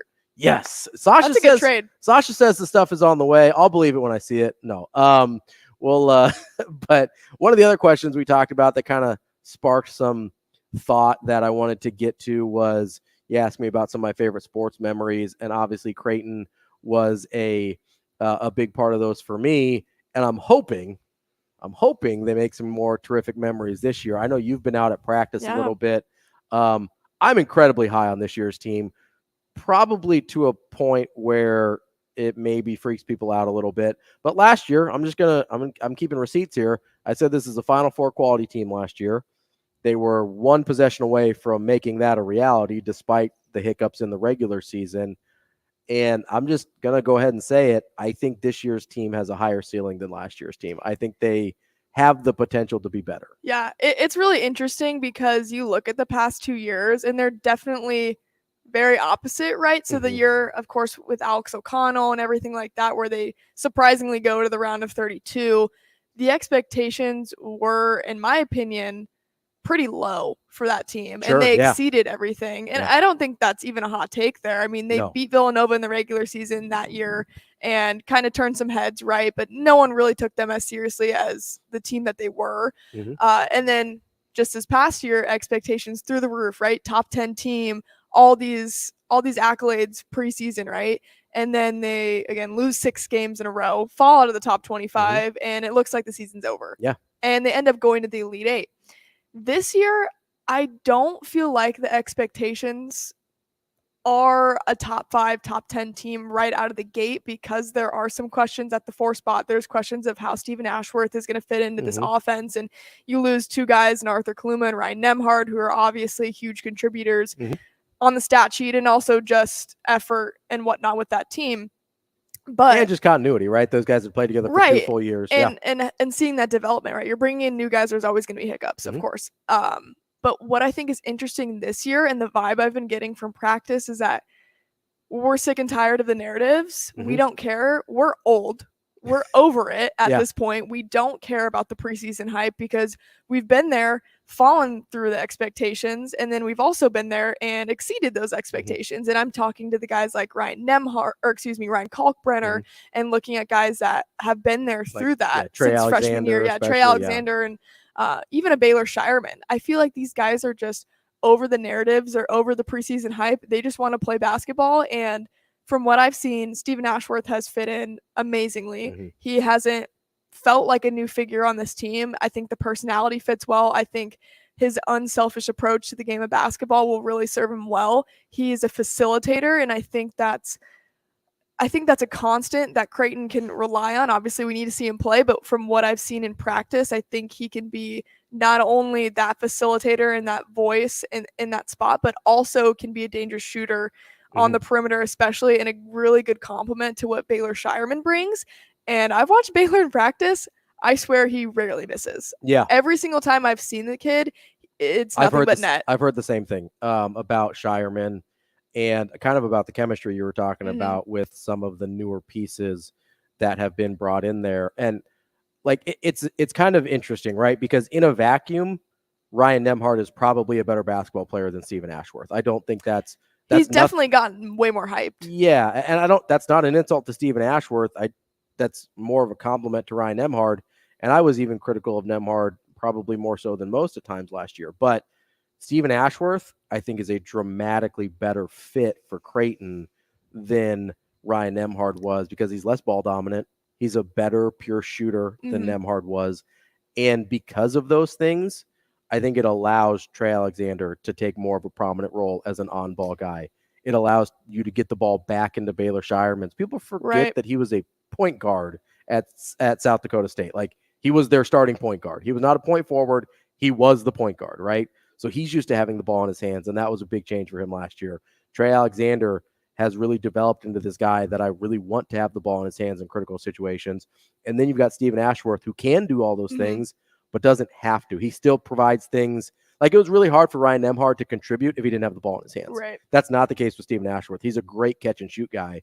So I guess that's part of the reason I'm so high on this team is because I think the pieces just fit a little better. And you haven't even mentioned the name Ryan Kalkbrenner. Yeah, who I just assume is going to be awesome. Like exactly. Preseason All-American, probably Defensive Player of the Year in the Big East again, potentially National Defensive Player of the Year. I haven't mentioned the best player on the team yet, right? Because to me, he's the constant. He's the guy that you don't worry about. The other position you mentioned, the fours, right? So Isaac Trout coming transfer in from Virginia, the Grand Island guy, Mason Miller, who I've always been really high on, and then a guy that not a ton of people are talking about. I think Jason Green's going to play a role on this team. Mm-hmm. He brings something to the table that basically no one else on this roster does in terms of the hustle, and not that nobody else hustles, but like he is an energy guy, right? And that is his main goal. So I think there's a place for that. For sure. And you bring up a good point just about energy and grit, because last year, to me, the guy that set the tone of intensity was Arthur Kaluma. Mm-hmm. He did a ton of things off the ball that you, number one, can't teach and you can't replicate unless you have another guy that fills that void. And for the team prior, that was Rati for me, right? Mm-hmm. He was the guy going out, putting his body on the line, getting steals in big moments. And then you look at a guy like Arthur Kaluma and leaving, he was the one on the boards, right? He was battling in there and doing a lot of things that didn't show up on the stat sheet, right? His numbers weren't where he wanted them to be his last year at Creighton, but he still was a huge factor in that grind and that effort. So now I think Creighton's biggest question is who's setting the tone defensively, who's setting the tone on the boards, and who's going to be that guy to bring the energy. And maybe that is a Jason Green. And I love that they have that competition at the 4 spot, because that allows them to be competitive within themselves and saying, I want to be that guy that makes a difference. I might not be the one that's scoring, because that's going to be Trey, that's going to be Steven, that's going to be Ryan in the paint, of course, and that Baylor. Like there's so and off the bench, depth again, and off the bench probably Jonathan Lawson, who's I think as good of a shooter maybe as anybody. I mean, I've heard he's shot the ball incredible in practice. And yes, I've seen that too. And I think this 4 spot is interesting because they're allowed to have this different position and fill a different need, because Creighton has their needs filled when it comes to shooting for sure. In that point production, it's way more than they did last year. 100%. And it's funny because last year we were like, oh, this is the deepest team. This is the deepest team. And I even said it. I was like, this is a deep team. But when I look at this year's roster, and maybe I'm just a broken record, I'm just going to say this every year, but no, it's this team's crazy deep. how this deep team is deep. Yeah, it is crazy how deep this team is. I'm really excited for the season to get underway. Book your trip to Arizona right now. Ooh, I hope so. I hope so. I'm gonna try and get out to, I might go down. I think I'm gonna try and go down to that little Kansas City tournament that they have this year. It's a little bit easier trip than going down to Maui than it was last year, although probably not as enjoyable. Coming up next, we're going to talk to our friend Avarie Howard of Hurrdat Sports, and we'll wrap up the show here on Hurrdat Sports Radio.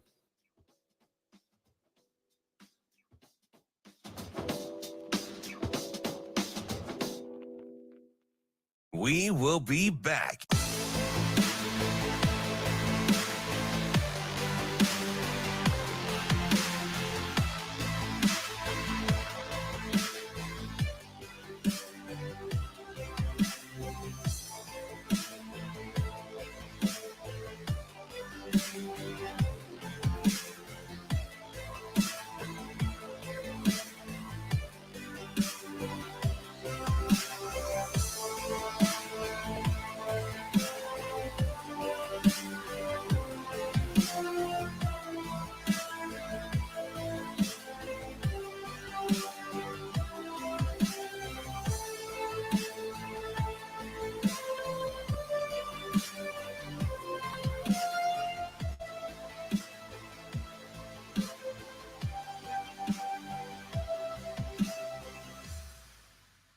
We will be back.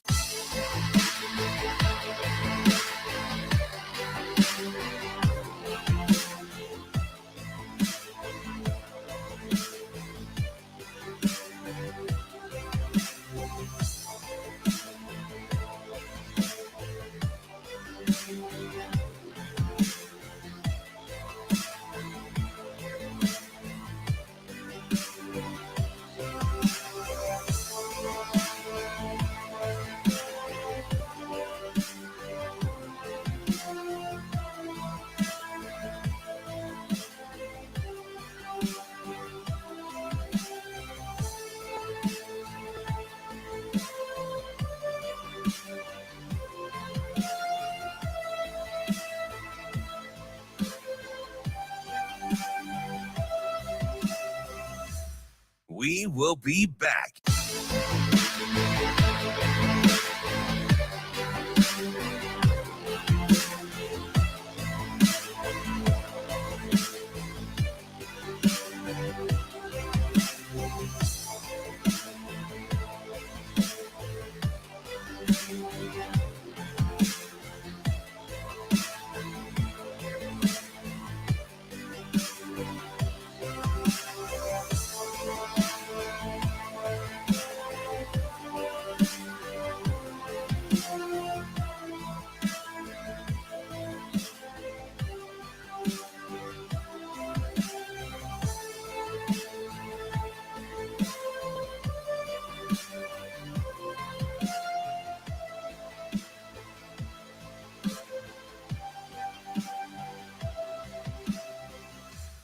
We will be back.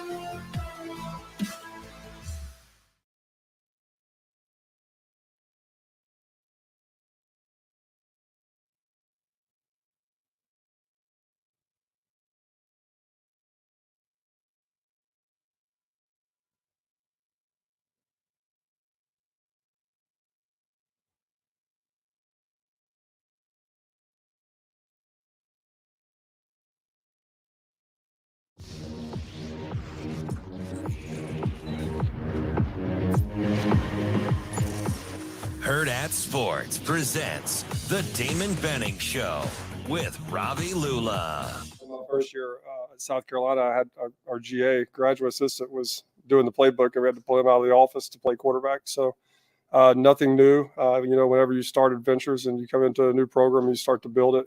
It's not always easy, and you got to be creative in how you attack, daily challenges. So we don't really look at it as challenges as much as opportunities to improve and get better. Yeah, I said what I said. I'd rather be Wrapping up the show here on a Wednesday. I want to tell you real quick about our friends at Rockbrook Camera. They are not just about selling you a camera. They're about helping you become a real photographer, whatever that means for you, whether you're recording and sharing your life or trying to be a professional photographer. Rockbrook Camera has you covered. They've got the latest and greatest technology, and they'll support you after the sale. They've got monthly classes and can teach you some of the basics if you need to get started. You can trade in your old gear, help you upgrade on that one, or if you're just trying things out, you can go through their extensive rental department as well. Make sure you check out rockbrookcamera.com or visit them in Omaha at 168th and Center or in Lincoln at 70th and Pioneer. Joining us now is our friend Avarie Howard of Hurrdat Sports. Avarie, long time no talk. How are you? Such a long time. Good morning, guys. It's been almost a full 24 hours. I don't know how you've handled it. What? There's a lot going on. Obviously, we covered a lot of Nebraska stuff yesterday, but I'll probably hop in there for you. As we heard Coach Satterfield and Coach White talk yesterday, one of the things that really stuck out to me, and I asked Brian about this a little bit, was Coach White's comments kind of seeming like he didn't think he'd been aggressive enough. We've seen 2 games straight without sacks for the Nebraska defense. Are you expecting to see kind of a dramatic shift with that? Is it more just about having Kem Lenhart back? How did you kind of process some of those comments?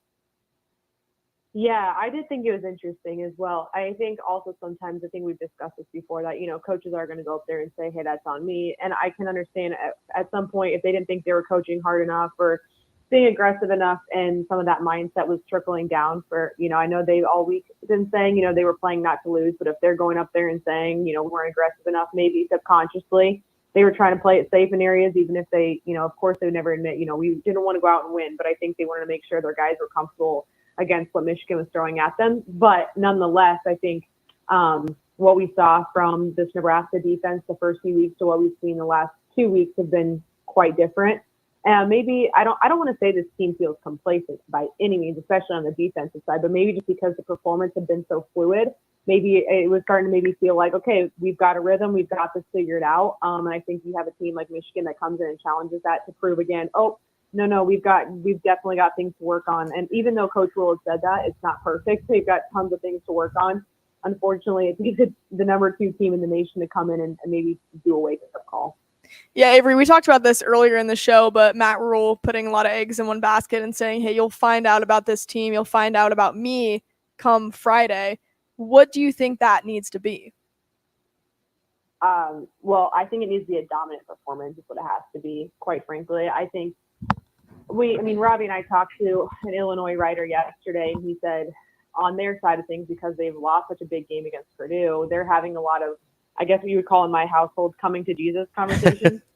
And so I'm curious how that looks for both teams, because if Illinois is having those, and we don't necessarily know what their press conferences and just what their practices look like, but on Nebraska's end, everyone seems a little bit fired up. Everyone seems pretty disappointed, but pretty angry in terms of like how it's time to turn things around. And I really do think that I think actually when you guys talked to Brian Christopherson earlier, he talked about, Coach has been, he said earlier this week, he's like, you've seen the nice Coach Rhule, you've seen the Rhule that will walk through the process with the guys, but, it's time for me to kind of get on them, and he cares too much about this team. And I also think that still has to do with the process. Like, how many times have we heard this coaching staff say standards again this week? Like, there still is a process, but there's also a standard that has to be upheld throughout this process. And I think this past weekend was one of those where it was like, it's just truly not good enough, even if we're learning, and even if we're like, the messages from the head coaches, even if we're getting this together, if we were trying to write this shit, those performances still aren't justifiable. So I think this weekend, I think the best way to put it is Tony White's words. They have to play with their hair on fire and really kind of play with a pissed off attitude. Avery, I'm looking at the way this schedule kind of plays out, and we've talked a lot about the opportunity in front of Nebraska over the next few games. But do you think let's take the optimistic view for one point. Let's say they go 3-1 or 4-0 over the next 4 games. Do you think we're going to look back at this whole Sunday full padded practice thing as a major turning point in this season? I would say so. If that's the case, if Nebraska goes 4-0 in the next month, holy cow. That'd be incredible, I'm sure, for every Husker fan out there. Because what did we say yesterday? That there hasn't been a 4-game winning streak in this is 2016. Yeah, 2016, right. Yeah. Yeah, so that'd be incredible. I would say, I think sometimes you have to have practices like that. Sometimes, it's a wake up. And even though we've discussed this so much that there's a process building, it's a day-by-day thing, and trying to stay positive and keep the head up and trying to, pay attention to small details along as the season goes. Coach Rhule still wants to win today.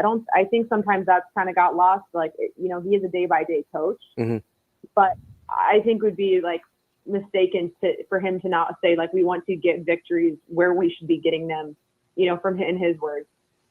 Right now in this season. So if they went 4-0 and, the Michigan game was the game that turned things around to, I guess it makes me think too, last year, what do we think the response was from Nebraska after getting beat to an Ohio State or a Michigan or such teams? Do we feel like it was this pissed off attitude, or it's kind of like, oh, that's just kind of how things go? So I think seeing this switch in attitude a little bit, I think fans would look back on potentially this Michigan game and a response as probably a turning point. I feel like the response from Saturday had to be different, right? I think if it was just the same old, that would be super worrisome.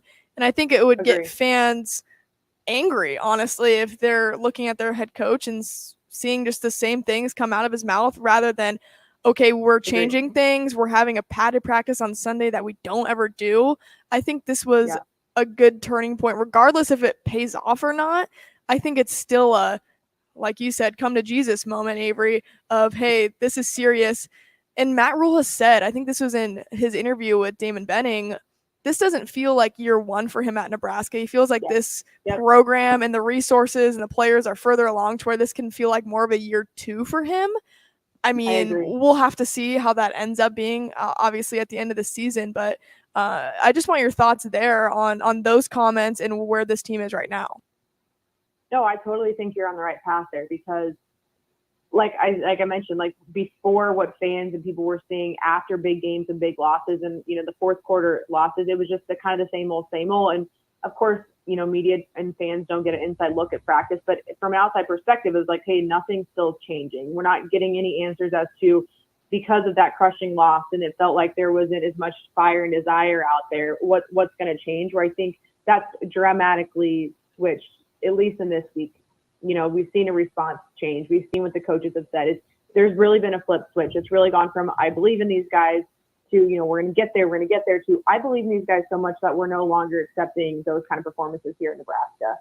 So I think the messaging one has definitely been something that you hear it from all of them. They all say the same things. They clearly believe, it seems to say that they believe in what their head coaches and their individual coaches are telling them. They speak the same language. So after a while, I think you buy into that.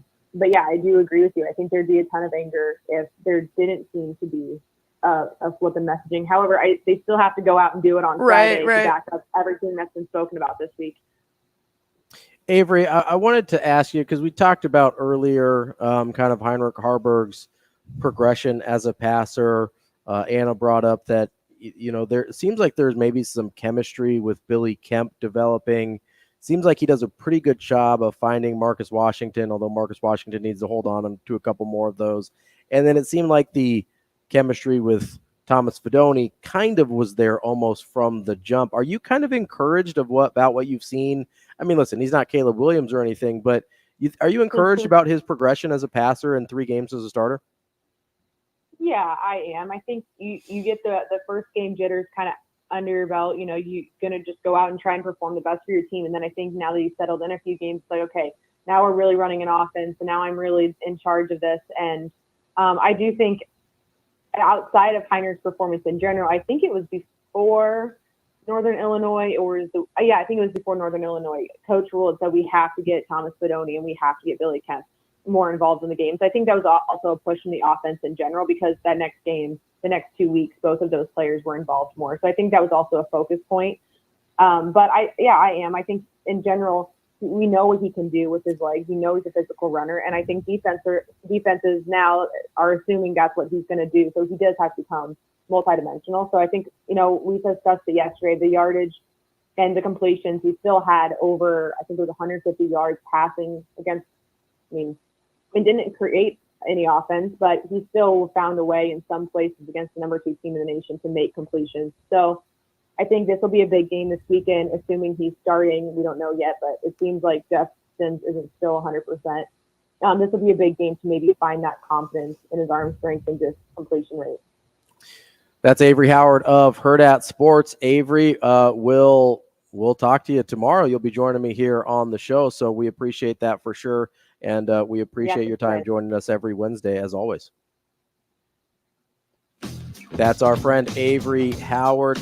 Anna, thank you so much for joining me here today. We had a great time. I feel like we got to know each other a little bit better. I still don't know about the mashed potatoes over French fries. I still don't know about the sweet potato pie. Listen, I'll bring one in. I'll have the wife make one. That's not a misogyny thing. She's a pastry chef. So I will have her make one and bring it into the office, and you can try it out. I was skeptical too, but it's life-changing. And I don't know about Anna saying that I would have a Babe Ruth poster. That was off the air. I think she was just making fun of you because you're old, Shane, which I was. Makes me feel better because I'm a lot older than her too, but it's all right. We had a good time. Anna, thank you so much. Thanks so much.